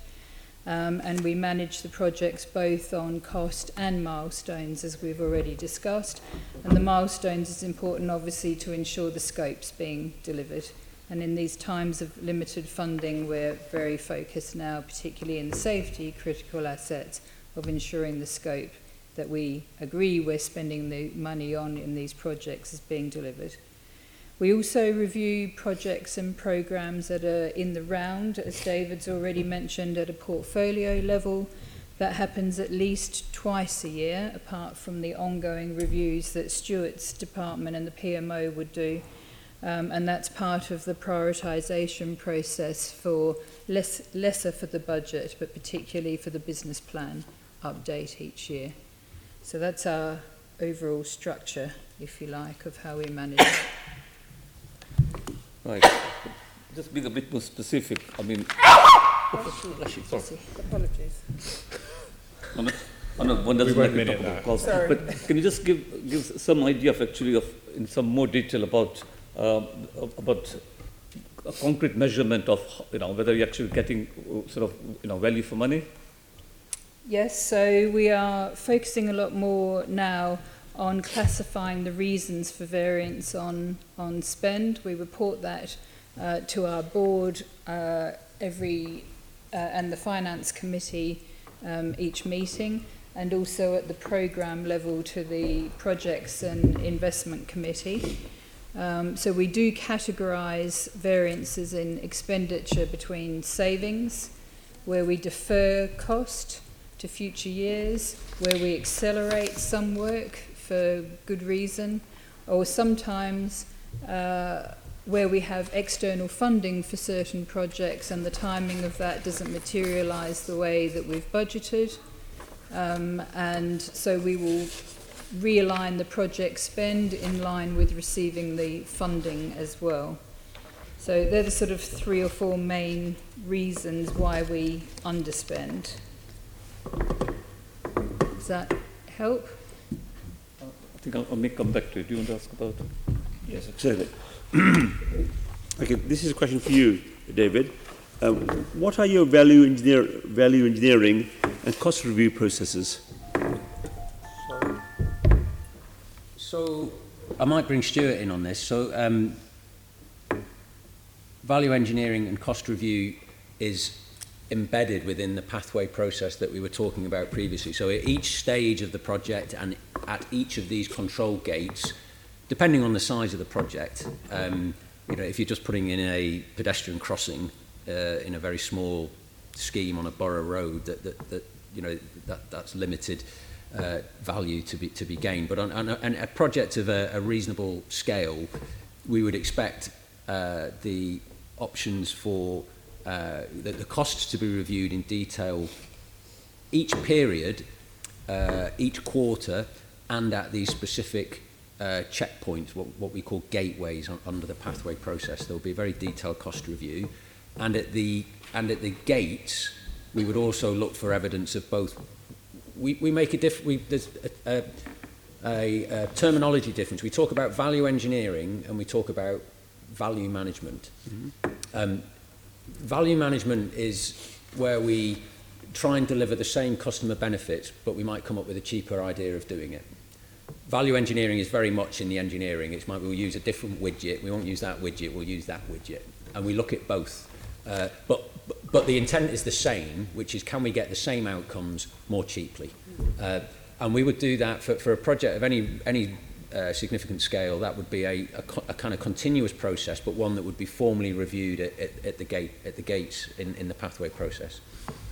Yeah, so it's part of the pathway process. I think the really important thing is that the value is there is a question every day of project delivery. So it's something that my leadership team and I stand for. We drive it through. We don't spend money unless we've asked the question, does it need to be spent? Is there a cheaper, more efficient way of doing something? And we drive that through our opportunities schedule process, which I've talked about, where we're treating opportunities in the same way that historically we've treated risk. So we give a probability and a value, and we make an assessment on what sort of opportunities we can deliver across the programme. So it's a coherent part of our processing now. And as a result of this, have you made any cost savings at all? Yes. Yes. So Do you have a quantum of that, or what sort of? So we've used the approach in the Four Lions modernisation scheme. At its peak, the authority, we were £150 million roundly below authority. A significant part of that was through value management and value engineering, just not spending money that historically we may have just said, well, it's a project we've got money for, let's do it. So a good example is there is an Upminster depot where we had, forgive me on the numbers, broadly we had £10 million in the budget to deal with injecting depots with signalling, so trains through signalling into the new system. And we found a much more cost-effective way of doing it that cost circa £1.5 million. Just by asking, do we need to spend 10? Do we need to do that project? No, we don't, so we didn't, and we've saved about £8.5 million. There's other examples in that project. Good. Thank you. So, members, if I ask you to pause just briefly, yes. just to let members know that we've been joined by children and staff from the Dorothy Barley Junior Academy from Barking and Dagenham today. Children, this is the Budget and Performance Committee, and what we do is we look at how the Mayor spends money. And in this particular instance, we're talking to Transport for London about how they spend money keeping London's transport system working. Back to you, Assemblyman Secretary. Well, thank you. This is a question for you, Colin. In your experience, how effective have the TfL been applying value engineering processes to ensure value for money? Well, I think as Stuart said, most of the projects go through a value engineering phase where they, before they commit to a final design, they re-look at the preliminary design of something that's, see if there's a better way of doing it. And an example I can think of was Camden Station, where a proposed design had been prepared, it had been estimated for, and then there was a value engineering phase of the project which came up actually with quite a different design that saved, I don't know, 50 million on tunnelling costs through adopting a different actual design of the linking the new entrance to the station to the existing station. So we've seen evidence of that on quite a number of projects. Whether it happens on every project, I wouldn't like to say. I could just add, it's not always about cutting costs. So Bank Stations is a good example where we through the innovative contractor engagement process, which is value engineering, we're putting in a travelator that's improved journey time through the station. It did save money as well, but it's improved the value proposition. So it's not always just about cutting costs. Great, thank you. Thank you. And to you, Nicole, what are the benchmarks for determining cost performance in the delivery of capital projects? Are generally benchmarks for capital project performance? Is that for your question? Yes. So at Imperial College, they have a research centre which specifically looks at benchmarking across different metro systems. And so it's called Comet, which is for the largest metro systems, and over for the second tier ones. They do a lot of work directly with Transport for London in this case, but all of the metro systems, and also work that isn't disclosed to the general public, but that will include a lot of different performance measures. I would recommend reaching out to them to hear what sort of a general worldwide the benchmark on benchmarking. So I'm a member of Comet. So it as Nicole says, it's a benchmarking group of the 18 biggest metros in the world. I think the benchmarking data that Comet produce is much more robust around key operational metrics. They have found at Imperial College run the Comet process. It's very difficult to benchmark capital costs across different parts of the globe. It's very difficult to compare our costs on Northern Line extension against building something in Shanghai. They've found that really difficult to do. We've had some success around some of the signalling projects, looking at what the unit cost of CBTC signalling is across different implementations, but again that's quite difficult because it's much cheaper to put a signalling system in on a new build line than it is to put a signalling system in on something that was built 150 years ago. So benchmarking project data, something that the government has been trying to do of late as well, it's really hard actually to do it internationally. Even between ourselves and New York, and we have tried looking at their 2nd Avenue extension with NLE, it's really hard to compare because there's just so many variables between different cities. It's really difficult. Thank you for that, David. Thank you. Okay, so member Echeloni. Thanks. Just following on from that, David, so you're saying it's difficult to benchmark and appreciate that there will be different components in all those different costs. But in terms of then you putting forward a proposal or package, what data do you use if you're saying you can't essentially benchmark some of those figures and costs? In terms of judging whether a cost is reasonable? Yeah. So I think as Stuart said earlier, I mean, I think we deliver a lot of similar schemes. So we've got quite a record now of how much, we've got quite a history and a track record, some of it good, some of it not so good. But on schemes that we deliver a lot of, we've got a pretty good understanding of what what's the should cost broadly. So that gives us a reasonable starting point. And as we said earlier, it's actually on some of the more unusual schemes, and we'll come back to Rotherhithe to Canary Wharf, but we don't build many lifting bridges. It's harder for us because we don't have that benchmark data internally. So we look a lot at benchmark data internally, and even on quite big projects like the big, Stuart again mentioned earlier on the signalling projects. We now, over the last 20 years, have got a really good understanding of what the likely costs are of implementing new signalling systems on our lines. So I think the first place we look really is internally at our own track record and looking at similar schemes. But we challenge ourselves. So I think a good example has been the step-free access programme over the last few years, where we looked at our track record and we said, actually, this just looks like it's costing us too much. Each station is costing too much. So we deliberately went out and spent time looking at what Network Rail did, looking at what, how Overground, looking at shopping centres, Heathrow. Why does it cost London Underground as much as we were forecasting at the time to deliver step-free schemes? Not in the big, it is complex if you're trying to do it in Green Park or King's Cross, but if you're doing it in a zone 4-5 station, we said to ourselves, actually, there's got to be a cheaper way. So we actually went back, clean sheet of paper, rewrote our spec, our standards, and we have actually managed to come up with a kind of run rate cost for the stations in our current SFA programme that is significantly lower than previously. So that was an example of saying, actually, we can look at our track record on this type of project, and we don't like it very much. So we're going to go away and we want to start again because we think we should be able to do this cheaper. And on the signalling, actually, just to follow that, we actually told the market, don't bid unless you can do it below the price that we stated. Okay. That's interesting, because one of the things I was going to pick up on, and again, just bearing in mind that you're saying you're using projects that TfL have already delivered, but what we noticed from our report is that there's consistent slippage in that capital investment programme. Again, appreciate that costs will rise, issues out of your control will come up as and when, but the investment programme for 2018-19 has been no different.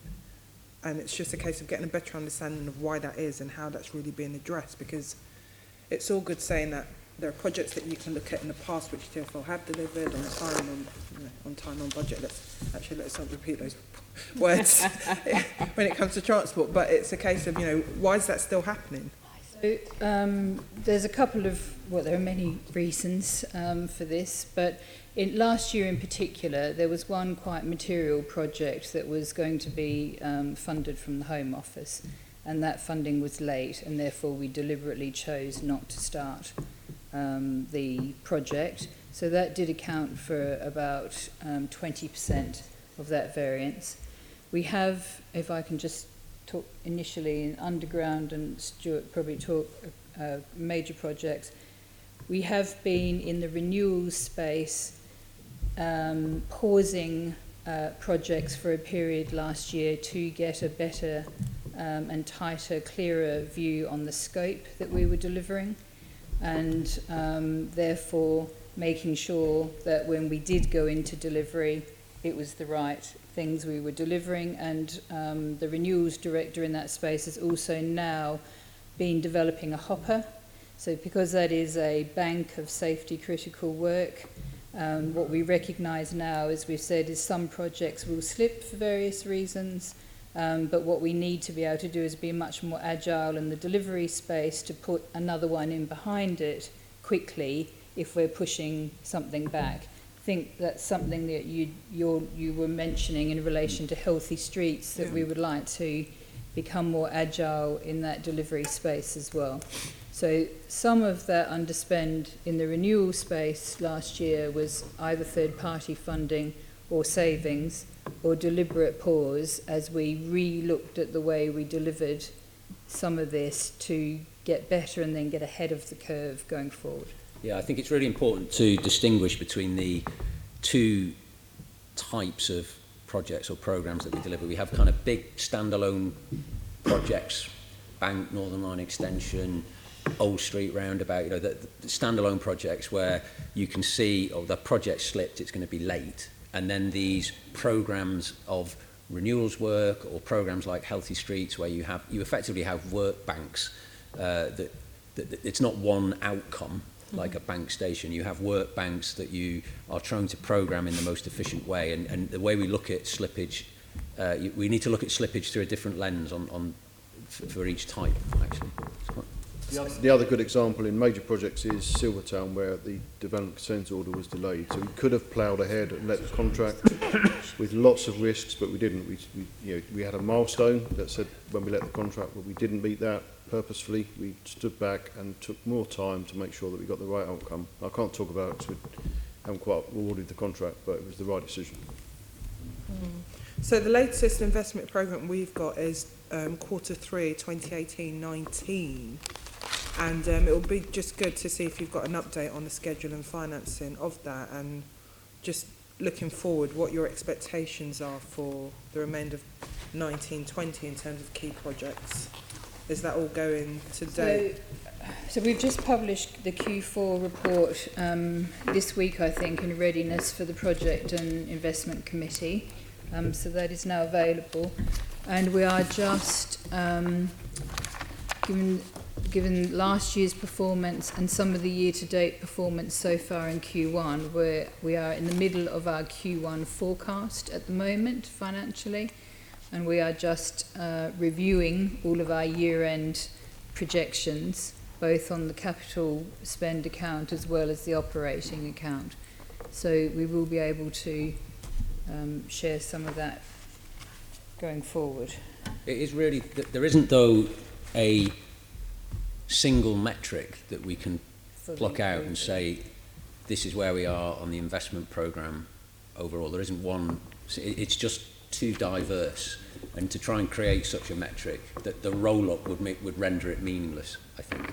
So there is, you can't pick out a report and say this is where we are with our investment programme. It's too big a portfolio. I appreciate that, but wouldn't that help you in terms of your scheduled performance and going forward, in terms of this is where our priorities will be for the next quarter, because there's been X amount or percentage of slippage on this quarter? It's just, how do you then say, how do you then prioritise it? So and how do you know that the programmes or projects you've got in place now are the right ones, or do you look at maybe pulling the plug? So that review of whether what's in the investment programme is the right mix of programmes and portfolios is in effect the business planning process that we undertake on an annual basis. So everything in the investment programme gets looked at on a zero-based basis each year. Clearly schemes that are already contractually committed pretty much go through, because if they're contractually committed, there's rarely much point in looking at them. But we look at everything else and prioritise it on a annual basis to make sure that it still stacks up and is still, there's still a value for money case for including it in our investment programme. When we're looking at the reports, and we're trying to assess how are we performing in terms of our delivery of the overall investment programme, that's something that we discuss at the executive in our investment committee. And this isn't the TfL board meeting, this is a meeting of the TfL exec. And what we are trying to do is identify some of the thematic weaknesses, systemic weaknesses, or areas that need improvement. We touched on one earlier, which was our ability to do upfront estimation is an example of something that we look at this diverse programme and we say, actually, one of the themes that's emerging here is, you know, we need to get better at this, we need to get better at that. And then Stuart primarily, but with help from others such as myself and Tanya, will then try and think about how we can improve our capability in areas where we are identifying weaknesses. And IIPAG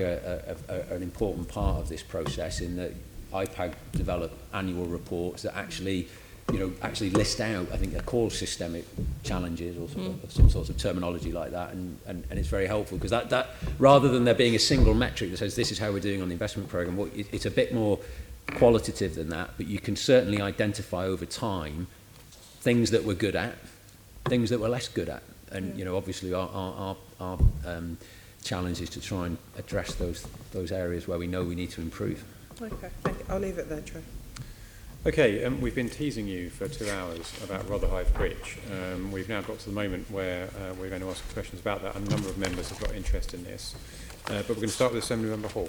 Okay, can I ask you, can you outline the causes of the recent cost increase for the bridge? David, I guess, or Stuart? Tanya? Stuart, do you want to? 26. So the causes of the recent cost increases. Yeah. So, I mean, I think in simple terms, it has just proved more challenging from a design perspective, more complicated than had originally been envisaged. So some specifics as we developed the design through from kind of the initial design to a more detailed design was around, you know, in consultation with the Port of London Authority and others, the requirements in terms of ship impact protection became clear that they were greater than had originally been envisaged. That then impacted the siting and design of the main towers that would support the lifting element of the bridge. So as they had to be, they were moved closer to the banks. The span of the bridge then increased. The span of the lifting span, of the lifting part of the bridge increased, and so on and so on. So as you work through the design and incorporated the requirements that emerged through this process, it became a more challenging design. It would have been, if taken forward, I think the largest span lifting bridge in the world. So we knew, I think it was known at the outset that this was going to be a challenging project, but the more we progressed with the design, and this is the purpose of going from an initial design to a concept design to a detailed design, you know, the extent of the engineering challenges and the risk became more evident, and that, in essence, is what drove the increasing the increases that manifested themselves between the business plan position of last year and where we ended up by the spring of this year. So, Stuart, I don't know if you've anything to add on. No, so it isn't, just to demonstrate what we said earlier, it's not actually a major project in terms of it hasn't come over to the delivery unit, so we've helped input into the surface sponsorship team. So we've offered advice and constructability, and some of those issues have come out, so. Okay, I mean, the former TfL Commissioner Peter Hendy said in January 2017 that the business case for the bridge, quote, isn't much cop. So didn't that intervention give you some rise of concerns about the viability? And that was in 2017, January. So the business, this predates my time in my current role, actually. So, but the business case for the scheme would have been kept under review through the process. And as I said earlier, in order for the project to be kept in the business plan that was published at the end of last year, we would have reviewed the business case and satisfied ourselves that it continued to represent value for money. And I think, you know, that was the position at the back end of last year based on the cost estimates that were known at the time. But of course you reach a tipping point where it no longer represents value for money, and the affordability challenge, given the financial constraints that we're all familiar with, you know, it no longer stacks up. And I think between the publication of Business Plan 2018 at the back end of last year and the decision being taken by the Programme and Investment Committee a couple of weeks ago, you know, we'd reached that tipping point where the challenges associated with, you know, the mayor was very clear, I think, he answered an MQ on this around about the same time that the Programme and Investment Committee took its decision. You know, the mayor was very committed to this scheme. He saw it, and I think our business planning process endorsed that could be a significant contribution to the mayor's transport strategy, but not at any cost. And you know, it reached a point where the costs it no longer stacked up from a value for money or an affordability perspective. Yes, I mean, you mentioned the mayor. I mean, he robustly defended the scheme at public question time in March, saying, "I don't apologise for wanting to make sure that we have a cycle and pedestrian bridge at Canary Wharf and Rotherhithe." And then within 3 months it's cancelled. Have you kept the mayor informed of what's been going on? So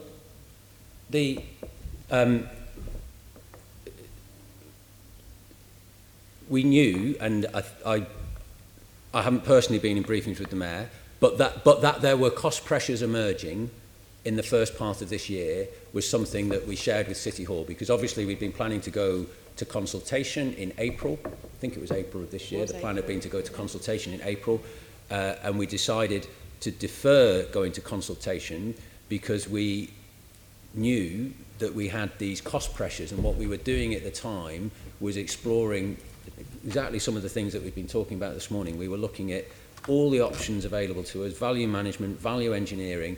Could these cost pressures be mitigated? And until we had completed that work, we didn't think it was the right thing to do to go out to a further public consultation. So the mayor knew that we were facing cost pressures. I wasn't in the meetings myself, but I understand that he remained very committed to the scheme, but understood that we had cost pressures and accepted that TfL would need to do all it could to mitigate those cost pressures when it emerged that actually, despite best efforts at value engineering and value management, the cost estimates for the bridge were in this range with a midpoint of 450 odd million, you know, that it no longer made sense. So, you know, I think, as I said earlier, I think, you know, I think everyone, a lot of people, I've got people in my team, you know, who invested a lot of time. They're very disappointed that the project's not going forward. It was an ambitious project. Sometimes you've got to try ambitious projects. It proved that this was, I think, the engineering challenges of this are such that the cost has just become too great for us to be able to afford. I understand and that's why the decision was taken. But I'm concerned that he's still robustly defending it 3 months before it was cancelled. Well, why wouldn't he? Why would he not be? But no, my point being, did he really not think that there was a chance that it wouldn't go ahead? If not, I'm sure he would have been sensible enough to say, we are looking at it because of the costs are escalating. Is it because he didn't know? Or is it because he just assumed that whatever it would cost, he would go through with? No, I'm just wondering how much he knew. If the mayor wanted us to do this and it cost, he could have directed us to do it. The mayor, I wasn't in the meetings, and I think you've got a transport committee meeting next week with Heidi and David Rowe, who's in my team and who leads on this, so they're probably better placed to answer these questions. My understanding is that the mayor, you know, was aware that we had cost challenges, and hence was aware of our decision to defer the consultation. But he was, you know, I think quite understandably, he's telling TfL, I want you to try and solve the cost pressures. And we tried. And then we went back to him and said, we're sorry, we've tried, you know, we've looked at value engineering, value management, we've done everything we can, but the cost is still in this range. At which point, the decision was taken, with the mayor's support, that we could no longer progress the bridge. I don't think I don't think, I would expect, if we talked at the start of the meeting about political influence, political pressure, I think it's entirely appropriate for a mayor to challenge TfL as his delivery arm to say, I want you to do everything you can to deliver this bridge because I'm committed to it as a very worthwhile contribution to my transport strategy. And our conversation with the mayor is to say, well, we are going to try and do everything we can, but we reach a point where we come back to him and say, okay, we've looked at this long and hard, it's going to cost 450 million, at which point the mayor says, okay, I support this scheme, but not at any cost. Yeah, I'm just wondering at what point then TfL really understood the costs that were going up. I mean, how has the project progressed so long before the preferred option proved to be too expensive? At what point did you realise it really was going to be too expensive? Well, when the business plan was published last year, I think the business plan provision was around 300 million. And at that point, the TfL board, chaired by the mayor, approved a business plan that included a £300 million provision for the Rotherhithe to Canary Wharf Bridge. And that was in December 18. So over the first quarter, 4 months of this year, because the further design work was manifesting these problems. This was as I was just coming into my current role, but I recall there were discussions going on with the PLA around some of the requirements in terms of ship impact protection, which was affecting some quite fundamental aspects of the design and the span of the bridge. So over the first half of this year, first quarter of this year, we had a position where, as the design matured, it was becoming clear that the costs were escalating. And that led to the decision in April to defer a further public consultation in order that we could spend more time looking at the design in our discussions with key stakeholders to see what options there were to try and bring the cost of the bridge back within the funding envelope that had been provided for in Business Plan 2018. We weren't successful in doing that, at which point the decision was taken, okay, this is a good scheme, but not at any cost. And as I said at the start of this meeting, I don't necessarily think that's a wholly bad thing, because from my perspective, that demonstrates to an extent that our controls processes are working.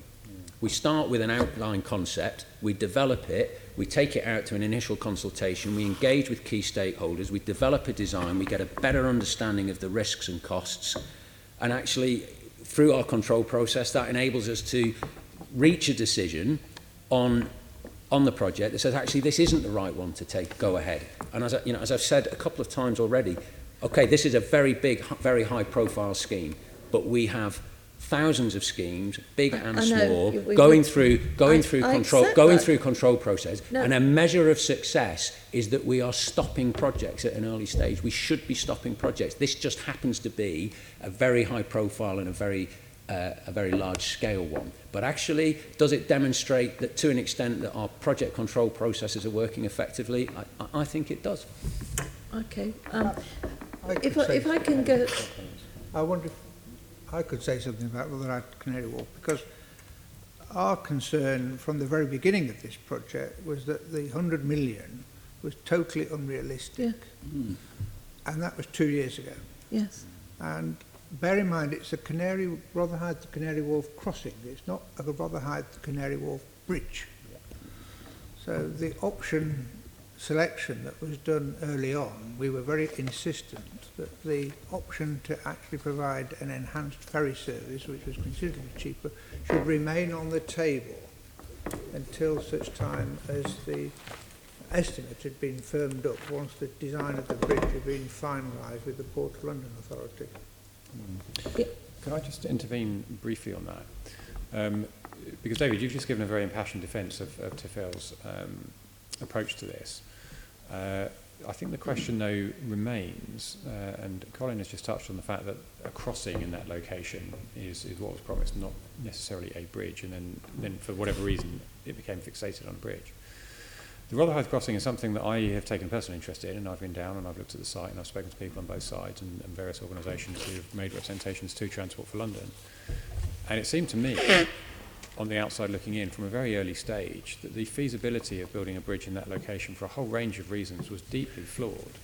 And that the cost estimates that were going in were going to be nothing like where we ended up. Now, it could be fluke, or it could be that I was completely right, but we have ended up in a situation where you can't afford to do it. So I suppose the key question is, could your control mechanisms have worked earlier than they have this time?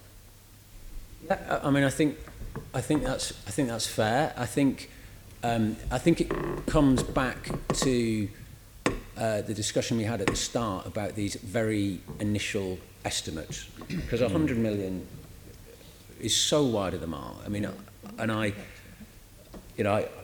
wasn't involved at the time. I can't understand how we might have ended up with an estimate of 100 million for a bridge. I think it was an externally produced estimate, actually.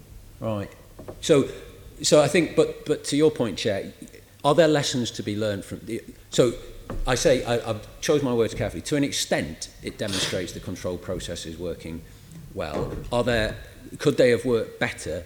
Definitely, because it clearly is, to go from an initial estimate, however it was produced, of 100 million to where we've ended up within the space of 2 or 3 years is not satisfactory. Hence the point we were making at the outset about this being one of those systemic issues that we need to tackle to improve our overall delivery capability. One of the areas of weakness is our initial estimating is not good, because 100 million was clearly, for just looking at the thing, just looking at the artist in 100 million was never going to, it's a much more complicated scheme than that. So yes, it could have been improved. I mean, just to Colin's point, where the decision that the Programme and Investment Committee has taken, formally taken, is to go back to Gate 2 and look at the other options again. So it's now, the ferry option, because you're right, to an extent, the objectives of the scheme can be delivered by a ferry option, and that's what we will now look at. Did we think that more benefits could be delivered by the bridge? Yes, but not at any cost. All right. Look, colleagues, I've seen in this order Assembly Members Pigeon, Russell and Desai. We're going to go back to Assembly Member Hall first, and then we're going to go on to those three. So Assembly Member Hall. Okay, can I just ask Tanya and Stuart, were you involved from the beginning? Were there either of you involved from the beginning? Bridge? Yes. No. Not personally, no. Neither of you? At what stage did you come in? So I had a discussion with Gareth, the MD for Surface, and he agreed that we would inject some advice into the process that's been played out, probably, I don't know, 6 to 9 months ago. I can't remember exactly, in that order. Okay. So Stuart's team, as the delivery team, had the project gone forward, Stuart would have taken accountability for it when we reached the right stage in the process. We were still at a relatively early stage in the process. It's important that Stuart's team are providing advice as the eventual deliverers, but it didn't rest with Stuart, which is why Stuart would not have had a great deal of personal involvement in what's happened over the last few years. And then the new model where we get involved very early has only just really played out in the last year or so. So this is just an example of that. I'm just trying to establish that, given that David and Colin are both saying 100 million was ridiculous, basically, that the former TfL Commissioner, Peter Hendy, was saying it isn't much COP, etc. Why somebody that couldn't have grasped the nettle and thought we're going to have to look at this an awful lot earlier than has happened. Would you not agree with that? Should not somebody have come in and said, hang on a minute, this is a ridiculous figure, we can't deliver this at anything like that, given that we're now at 600 million? I think the formal position was that the option of using a ferry crossing was still kept as an option, and that was the formal position with the Programme and Investment Committee until such time as the estimate for the bridge could be confirmed. And I think what David's explained is when going through the consultation with the Port of London Authority, which hadn't happened when the £100 million estimate, there had been no discussions with the Port of London about the size of the bridge or the scale of the bridge. So all that has happened in the last year and a half. Yeah. Okay. Sure, you could build a bridge over there for 100 million, but would it open and do everything it needs to do? No. So it's an emerging, from what I can see, it's an emerging picture of understanding the engineering challenge that's resulted in the estimate. Okay, I mean, given that it's such a high-profile project and that the Mayor was still thinking that it was going ahead earlier this year, it seems that it hasn't been dealt with properly at the beginning stages. How much has the project cost to date? 13 million. So some of that work, you know, the Mayor, I think, said in his in the Assembly questions, you know, that his hope is that the plan now is to take that work to a sensible kind of end point, so that we have a kind of design that could be taken forward in the future if you know, the financial position changed. But the total spend has been 13 million. That includes some work that's been done already on the ferry options, but bulk of it has been spent on the bridge. So has any other further cost been committed beyond that? No, not really. No, just finishing off. So it's there are some engineering design contracts and stuff. Not. Okay. So this is my point. You know, that you stop projects before you let the big contracts that do commit you to the spend, because that would have been a real problem. I mean, will any further expenditure be required to close the project for building the bridge? And very nothing else at all? marginal. We have to close some. As I say, you know, it makes sense to take the design work to a kind of logical point, rather than just kind of pens down, you know, immediately. But you know, it's very low number of thousands, I think, to close this out now with the relevant design contracts. Okay, what is the current timescale for the enhanced ferry scheme? I don't have that with me, actually. So if I know the person who will definitely be able to answer that in next week's Transport Committee without a moment's hesitation is David Rowe. He'll be able to confirm that to you. I don't have that in the top of my head. Okay. Are there any other major projects at risk of deferral or cancellation in the remainder of 2019-20? Well, so in the business planning, I'm not going to call out any specific projects. I'm going to just say again that in our annual business planning process, we look at every project again afresh, and any project that is not contractually committed gets scrutinised very hard to assess whether it still should be in our investment programme. And we're just at the outset of that process now. It will be a process that, as always, concludes during the course of the autumn with discussions at the TfL board level. And you know, it's quite possible that, as always, you know, as happens every year, some new projects come in, some projects fall out. So, but there aren't ones that I would call out outside of that process. Okay, I mean, hopefully you've learned lessons from this. I mean, what lesson have you learned? How could you make sure that a project is feasible at an earlier stage in future? Well, you're not going to like me saying this, but I'm going to say it anyway. So I think we have to look at the kind of very first number that we come up with, that we think of, and we've talked about this first estimate, because we just create a rod for our own back if the first number is wildly unrealistic. I do not think that there is anything fundamentally wrong with exploring this was an ambitious scheme to which, you know, which the Mayor was very supportive of, which supported the delivery of the Mayor's transport strategy. We have spent, you know, 2 years looking at something. It's not something that we do. You know, we don't build bridges. This was new. We spent 2 years developing designs and trying to get an understanding of whether, you know, the feasibility of this scheme and its cost. And at the conclusion of that process, you know, the Mayor has said, actually, much as though I would have liked to have delivered, been the Mayor who delivered this bridge, I'm not doing it at any cost. So I think, yeah, there are lessons around the very first estimate, but actually, you know, what we've done over the last 2 years, and the way the scheme has developed, and the way the design has developed, and our understanding of cost has developed, and how that, and the consequence of that in terms of the decisions taken, you know, that's not, for me, been a manifestation of a failure of project controls. Really? Okay. Given the benefit the bridge would have delivered for cyclists, are there any plans to ring-fence a portion of the capital funding allocated to it? No, so we don't. I've been asked that so many times since the announcement that we were you'll going have a ahead good with the answer bridge. Are then. you going to Go spend on. it on Hit me this? with a good Are you going to answer. spend it? It's been spent 10 times already. So we don't hypothecate funding. You know, so we don't say we're not doing Rotherhithe to Canary Wharf, so we will take that money and spend it on that project. We will, as I say, we will now go through a business planning process. The 300 million that was in last year's business plan allocated to Rotherhithe Canary Wharf now creates headroom, but we will prioritise the whole of the investment programme as we normally do. And there will be £300 million worth of investment in that programme published at the end of the year that otherwise would not have been there had we taken forward Rotherhithe to Canary Wharf at the previous estimate. Do you look at the Hammersmith Bridge and see what you can do with that, talking of bridges?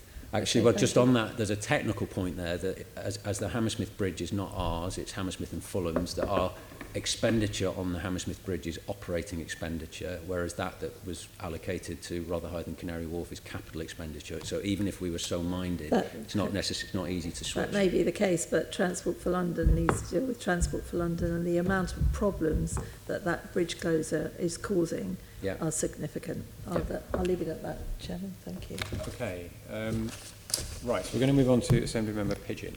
Thank you. I've just got a few questions on this. Obviously something happened around March, April time when you realised the costs were getting out of control as you were developing the design of the bridge. So did you get someone in to sort of recost the design? So I think it may be better to ask these questions at next. If there are detailed questions about the chronology of events around Rotherhithe to Canary Wharf, they would be better answered at next week's Transport Committee by David Rowe. And I will be there with our chair and others asking that. But surely something has happened that makes you look and say the cost has now escalated. And I'm trying to understand from your project management point of view, what is it in there that's happened that's made the cost suddenly go up to potentially 600 million?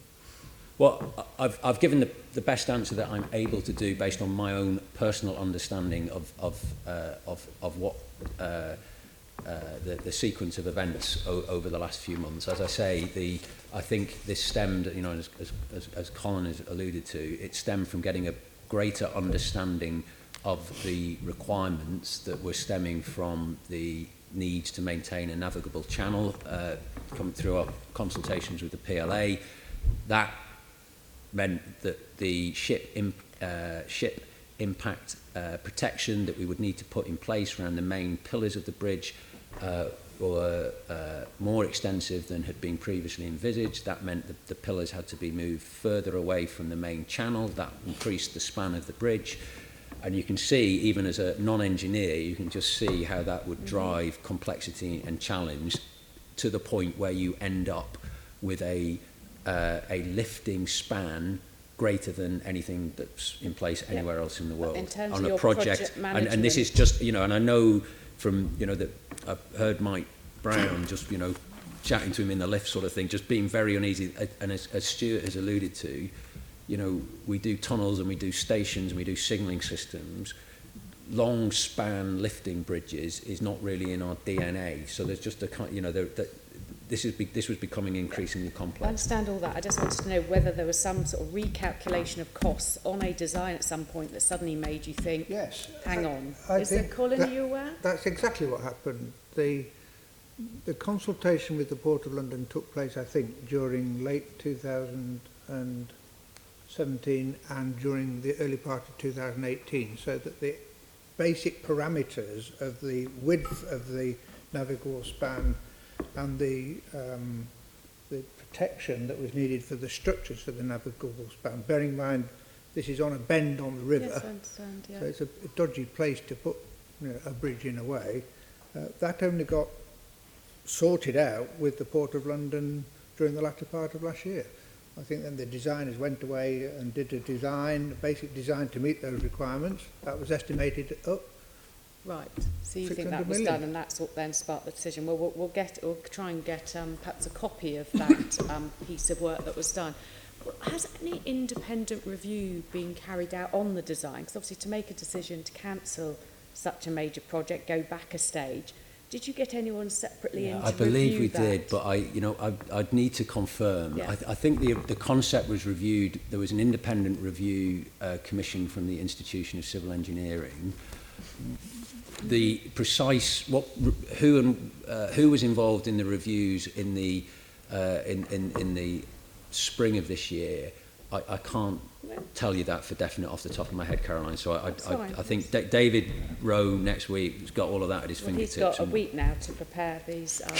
He could answer it all now. He's lived and listening breathed in, it I'm for the sure. last 4 months. So. And TfL are here taking notes over there as always, so that we'll get back. Was an independent review done of previous designs that were worked up for this location? Because before TfL took on this project, Sustrans had done some work with another architect's firm. Their estimates for their design, which I have seen, which were checked by Deloitte, went through it, and Arup, and confirmed that their design on 2016 prices was 152 million. So even as a starting point for your project, to put 100 million in when there was already a scheme out there that had been worked up to be 152 and verified by 2 independent experts. That have you done an independent... Caroline, you're going to have to ask David these questions. It So you don't know predates if my an time. I must admit, I think, going from 152 to 450 is only marginally better than going from 100 to 450. No, I agree, but I'm just saying... It's not a great first estimate. Come up with 100 when there was something already out there that you could help base it on. But I'm just wondering, was an independent review done of that at all? I don't know. You don't know? I don't know. Are we able to see the detailed costs plan and breakdown of this 450 to 600? And it would be useful to get it before next week's committee, actually. I will ask if we can do that, and I can't see why we wouldn't. And could we also see, we talked about this gate process earlier, it's very interesting to hear about. Could we see the notes and the schedule that you went through and decisions made on this project for each of the gate meetings, and could we also have that before next Friday's meeting? Yeah, and I don't mean the Friday morning. It'd be good to have it at least a day or two before. That would be helpful. I think I'll leave my questions there and wait till next week. So I've given a hint of where I'm going, so I'm sure your colleagues will be very prepared. I am sorry, I'm No, I not trying to be understand. evasive. I only began this role in March, and David Rowe would be much more able to answer the detail authoritatively than I am. Understand, thank you. You have had something of a hospital pass, it's fair to say. But, Assembly Member Russell. Yes, I sort of want to go right back to, we want a crossing for people to walk and cycle across the river at that point in London, and or people to get across the river on foot and by bike. And as I understand it, because I had a conversation with David Rowe the day that the Mayor pulled the plug on the bridge, the work to move forward the ferry alternatives hasn't been going along in tandem with this work on the bridge. So in terms of your project management and de-risking, the outcome that was desired was to enable people who walk and cycle to get across the river at that point. So why wouldn't you have been also progressing the ferry idea, so that, because as I understand it, the ferry is still going to take another 2 or 3 years to get that going, even if you are beavering away at it very, very hard now, having taken the decision to dump the bridge.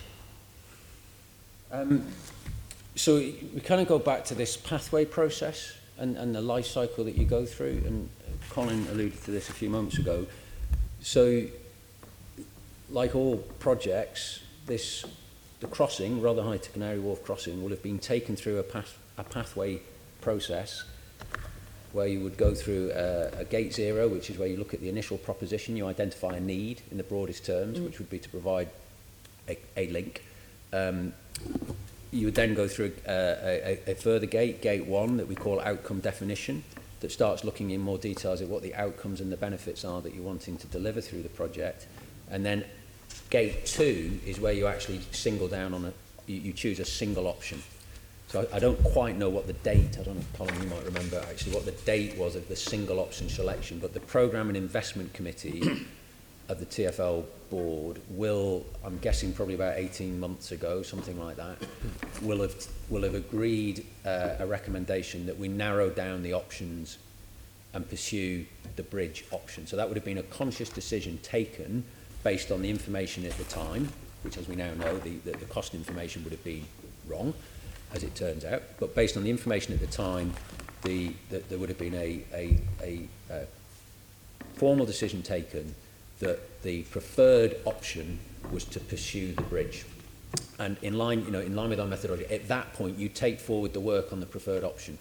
You don't routinely continue to work multiple options, because that is not, at that point you are saying that the best approach here is the bridge.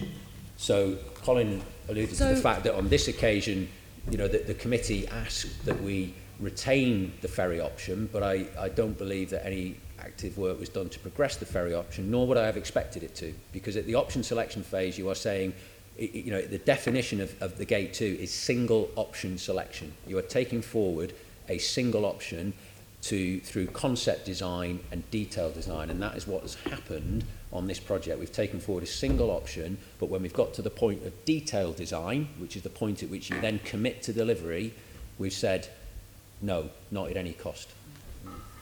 So, yeah, you said earlier if the Mayor wanted us to do it at any cost, he could have directed us to do it. Thames Gateway Bridge, Metropolitan Line extension, the Mayor has, the Mayor can direct his delivery authority to do that if he wishes.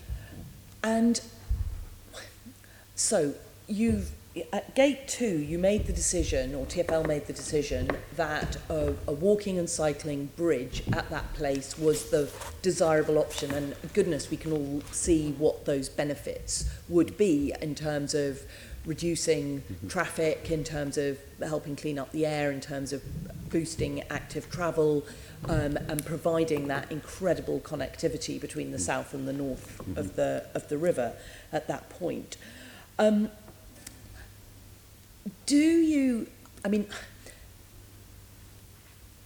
What I'm just wondering is, why is 650 million too much for this bridge? Why, yes, you started off with these very unrealistic low estimates, but the value of that connection for walking and cycling is absolutely massive for London. So you've kind of come to a decision that is too much, but what is that based on?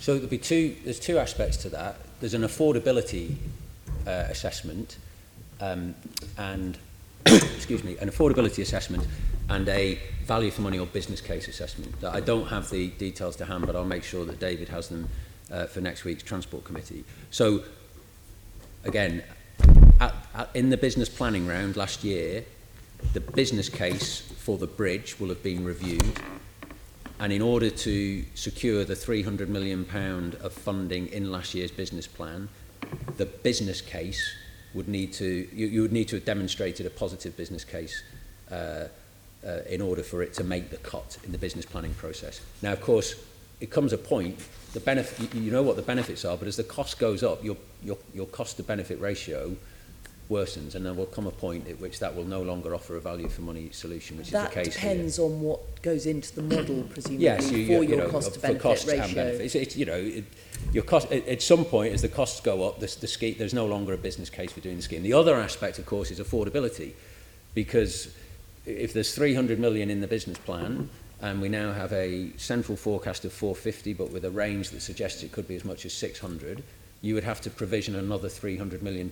So that can only come from, cutting something else from the investment programme. So in that prioritisation process, a scheme can have a fantastic business case and be unaffordable.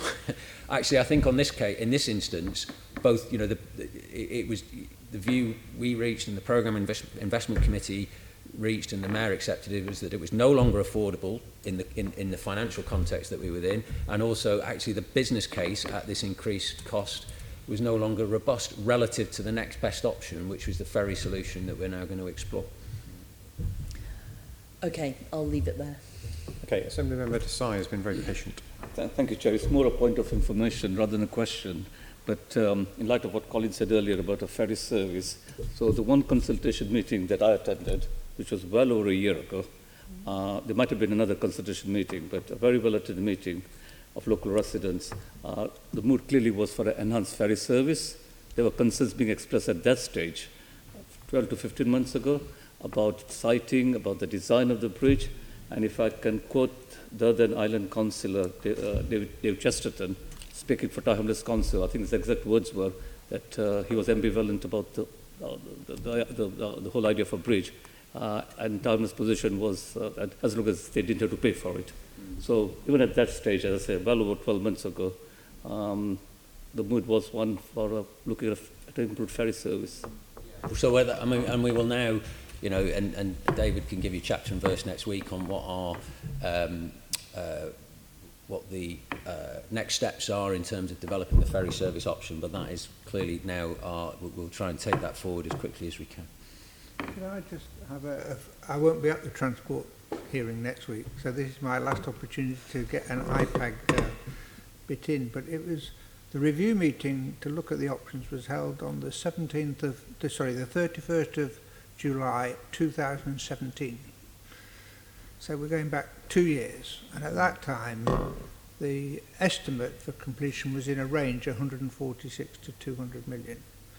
And what we said at the time, we always accepted it was entirely up to the mayor to make a decision about what sort of crossing was wanted, providing he had all the information to help him make that decision and whether that was the wisest way to spend money. And our concern at the time was, and we said this, IIPAG believe it is essential that a full and accurate briefing is given to the mayor and others involved on the current position with the project and the associated cost, financing and timescale risks with the options clearly laid out. And in this respect, IIPAG considers the briefings to date have not placed sufficient emphasis on the very real challenges the project would face in terms of the potential for significant cost growth and schedule delay. And we detected at the time a reluctance to front up to that with between TfL and the mayor because, for understandable reasons, the bridge was seen as being a more attractive option than the ferry service, and more attractive to the users at the time. But that's 2 years ago. Well, I mean, it's an interesting point that you make, because my understanding is that the ferry option today is costed at around about £30 million. Which is what the estimate was 2 years ago. 3 ferries. So even compared to the cost estimate of 2 years ago for a bridge, that would seem to be rather favourable. Certainly in the cost terms, but I think, so undoubtedly the ferry is a much cheaper option. Yeah. I think there's also not, I think we're pretty clear that although there's a lot of, that it delivers significant benefits, the bridge would have delivered more benefits, but it costs so much more. But the balance, that equation tips. Yeah, I mean, I think the key thing is, I mean, from this side of the room, the key tension is, yes, I would understand why a bridge would be a more attractive option from a whole range of reasons, but the thing is there were some obvious problems with it. The height that it would have to be, the complexity of the engineering that would have to be involved, the fact that you wouldn't be able to cycle straight across it because you don't have enough landing on either side to have a ramp. You'd have to have a helter-skelter or a lift to get to the top. The fact that it would have to raise at the same time as Tower Bridge to allow shipping to pass through at the same time. The delays that could cause. All of these things, from a very early stage, I would have thought would have made the whole case for the Rotherhithe Bridge very, very shaky. And I think the reason why we've kept on about this all morning is because that seemed obvious. And yet Transport for London pursued it for way beyond the point where it would have seemed a dead duck. And instead, I mean, I completely understand and I accept entirely why you wouldn't pursue with another scheme at the same time as the one that you're preferring to do. So in answer to the question you gave to Caroline Russell earlier on, I understand why you wouldn't do that. But it would have seemed very obvious that if you needed a river crossing at that location, that the ferry was going to be the only really viable alternative. Yep. Well, and TfL were told that a number of times. That's the other thing. It's as Assemblymember Desai says, even the local people were saying there is a very strong lobby of support for a bridge. So yes, there were many, I'm sure, many I say I wasn't there at the time, but my understanding, you know, there are clearly a lot of voices at the time who were highlighting that this was a extremely challenging project, and I think that would have been accepted. But there was also a very, very strong lobby in support of the bridge. The fact that it was challenging, innovative, difficult, I don't think means that it was necessarily wrong to try. And TfL, I wasn't around for the conversations in 2017 on this. The fact, you know, TfL has followed the process, its pathway process with this scheme, gone into a single option selection, developed that option to a level of maturity at which we can give a very full picture to the Mayor, at which point the Mayor has said, not at this cost. And we now go back, with the formal decision of the Programme Investment Committee is to go back to Gate 2, to option selection, and to look at the ferry scheme. So, you know, this is, it's not, you know, it's not a happy story, but you know, for the reasons I've already explained, I think, you know, if you take forward an ambitious investment programme, particularly if you include in that investment programme some innovative projects that are leading edge, challenging, risky, sometimes you're going to make it. Sometimes you're going to develop that option and say we're not doing it. ULEZ was challenging, difficult, risky. Lots of reasons why you might think that could not have gone well. It's been implemented seamlessly. So, you know, if we're going to push the boundary a little bit in terms of what we're going to try and do, you know, we are going to hit examples like this where actually it turns out it's not the right thing to do. In those circumstances, it's crucially important that you have the processes and controls that allow you to make that informed decision at the right time. And that's what's happened. And I think really what we're arguing about is maybe could the decision have been made 6 or 12 months earlier? Yeah. Possibly, I wasn't around, but I think there was a strong desire to pursue this because there was, you know, the strong alignment with the Mayor's transport strategy and delivered very significant benefits. So it was something that was worth pursuing up until the point where, you know, the Mayor concluded that this was not, committed though he was to the bridge, he didn't want it at any cost. Okay. Okay, Assembly Member Eshalomi. Do you know what, Chair, I'll leave it till next week actually, because just bearing in mind in terms of a number of the panel members were not that closely involved. Okay. It's fine. A couple of tidying up questions from me. One of the things that you said earlier on, David, was that the very relevant point about the Hammersmith Bridge, because I realise you're probably getting a lot of people now suggesting all sorts of schemes that you can spend this money on now that you're not having to spend it on a bridge at Rotherhithe. And you mentioned that the Hammersmith Bridge, it's a well-established fact that it's not TfL's property, it's Hammersmith and Fulham Council's property. You mentioned that it was operating expenditure, which I'm assuming you mean is revenue, whereas the money that was assigned to Rotherhithe was capital expenditure. And under local government rules, that presents some problems. Can the repair of the Hammersmith Bridge, or could it in theory, be capitalised? I think that's a very active discussion at the moment with Simon Killenbach and Patrick Doyd, the MD of Surface Finance. Where we are at the moment, actually, is TfL is funding. It's already spent, I think, around 5 million to fund the investigative works that led to the decision in April to close the bridge. We've now committed a further 7 million, I think, to the. Because we're in where we are now, actually, we are in the option selection process again. So we are conducting the initial design work with Hammersmith and Fulham on the bridge to try and work up what the options are now, given what we now understand about the condition of the bridge. And we expect that process to conclude early next month. So what we're looking for from that is costed options to make the bridge safe as it is at the moment as a pedestrian and cycling bridge, which we know is, you know, hugely suboptimal from the perspective of residents in that area and users of the bridge, but that's the kind of do minimum. What the cost would be to restore the bridge to the level of service that it was prior to the 10th of April, so, you know, open to vehicular traffic and to single deck buses, but significant weight controls. And what the cost would be to get it kind of what I call a full fat bridge, to a bridge that could be open to all traffic. So we're in that process at the moment, and we expect to get costed options early next month at which point we anticipate we will need to have detailed discussions with Hammersmith and Fulham, and quite possibly with central government as well, depending on the size of the bill associated with each of those options, about how we're going to fund it. So at the moment, you're not sure whether it can be capitalised? I'm not sure how we're going to fund it, and we've deliberately shied away from getting into too much detailed discussion about how it's to be funded, because we don't know how much it's going to cost. And we kind of think that the right way, or the right sequence here is to work out how much we think it's going to cost, and then start the detailed discussions about how we might best fund it. Yeah, I mean, I appreciate you're not an accountant, so I was probably directing it at the wrong person, and Tanya perhaps might want to cast a professional judgment on this, about whether technically, theoretically, you could capitalise the cost to repair that bridge. Well, the work that's been done, technically, legally, if we don't own the asset, we can't capitalise it. Right.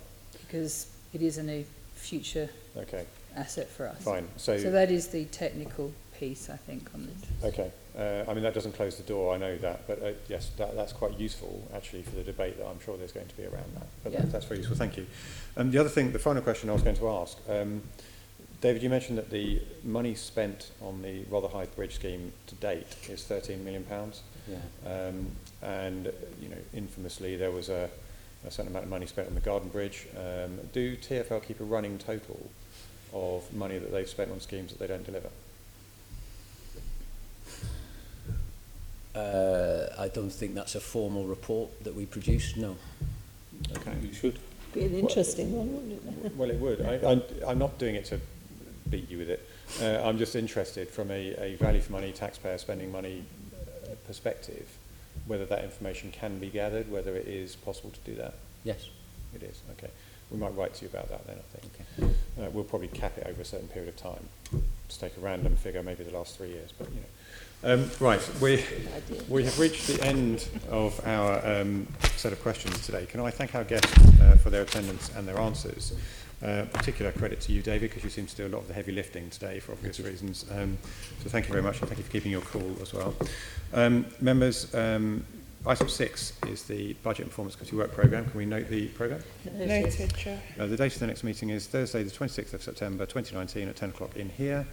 Item 8 is any other business that I consider urgent. There isn't any, so the meeting is closed.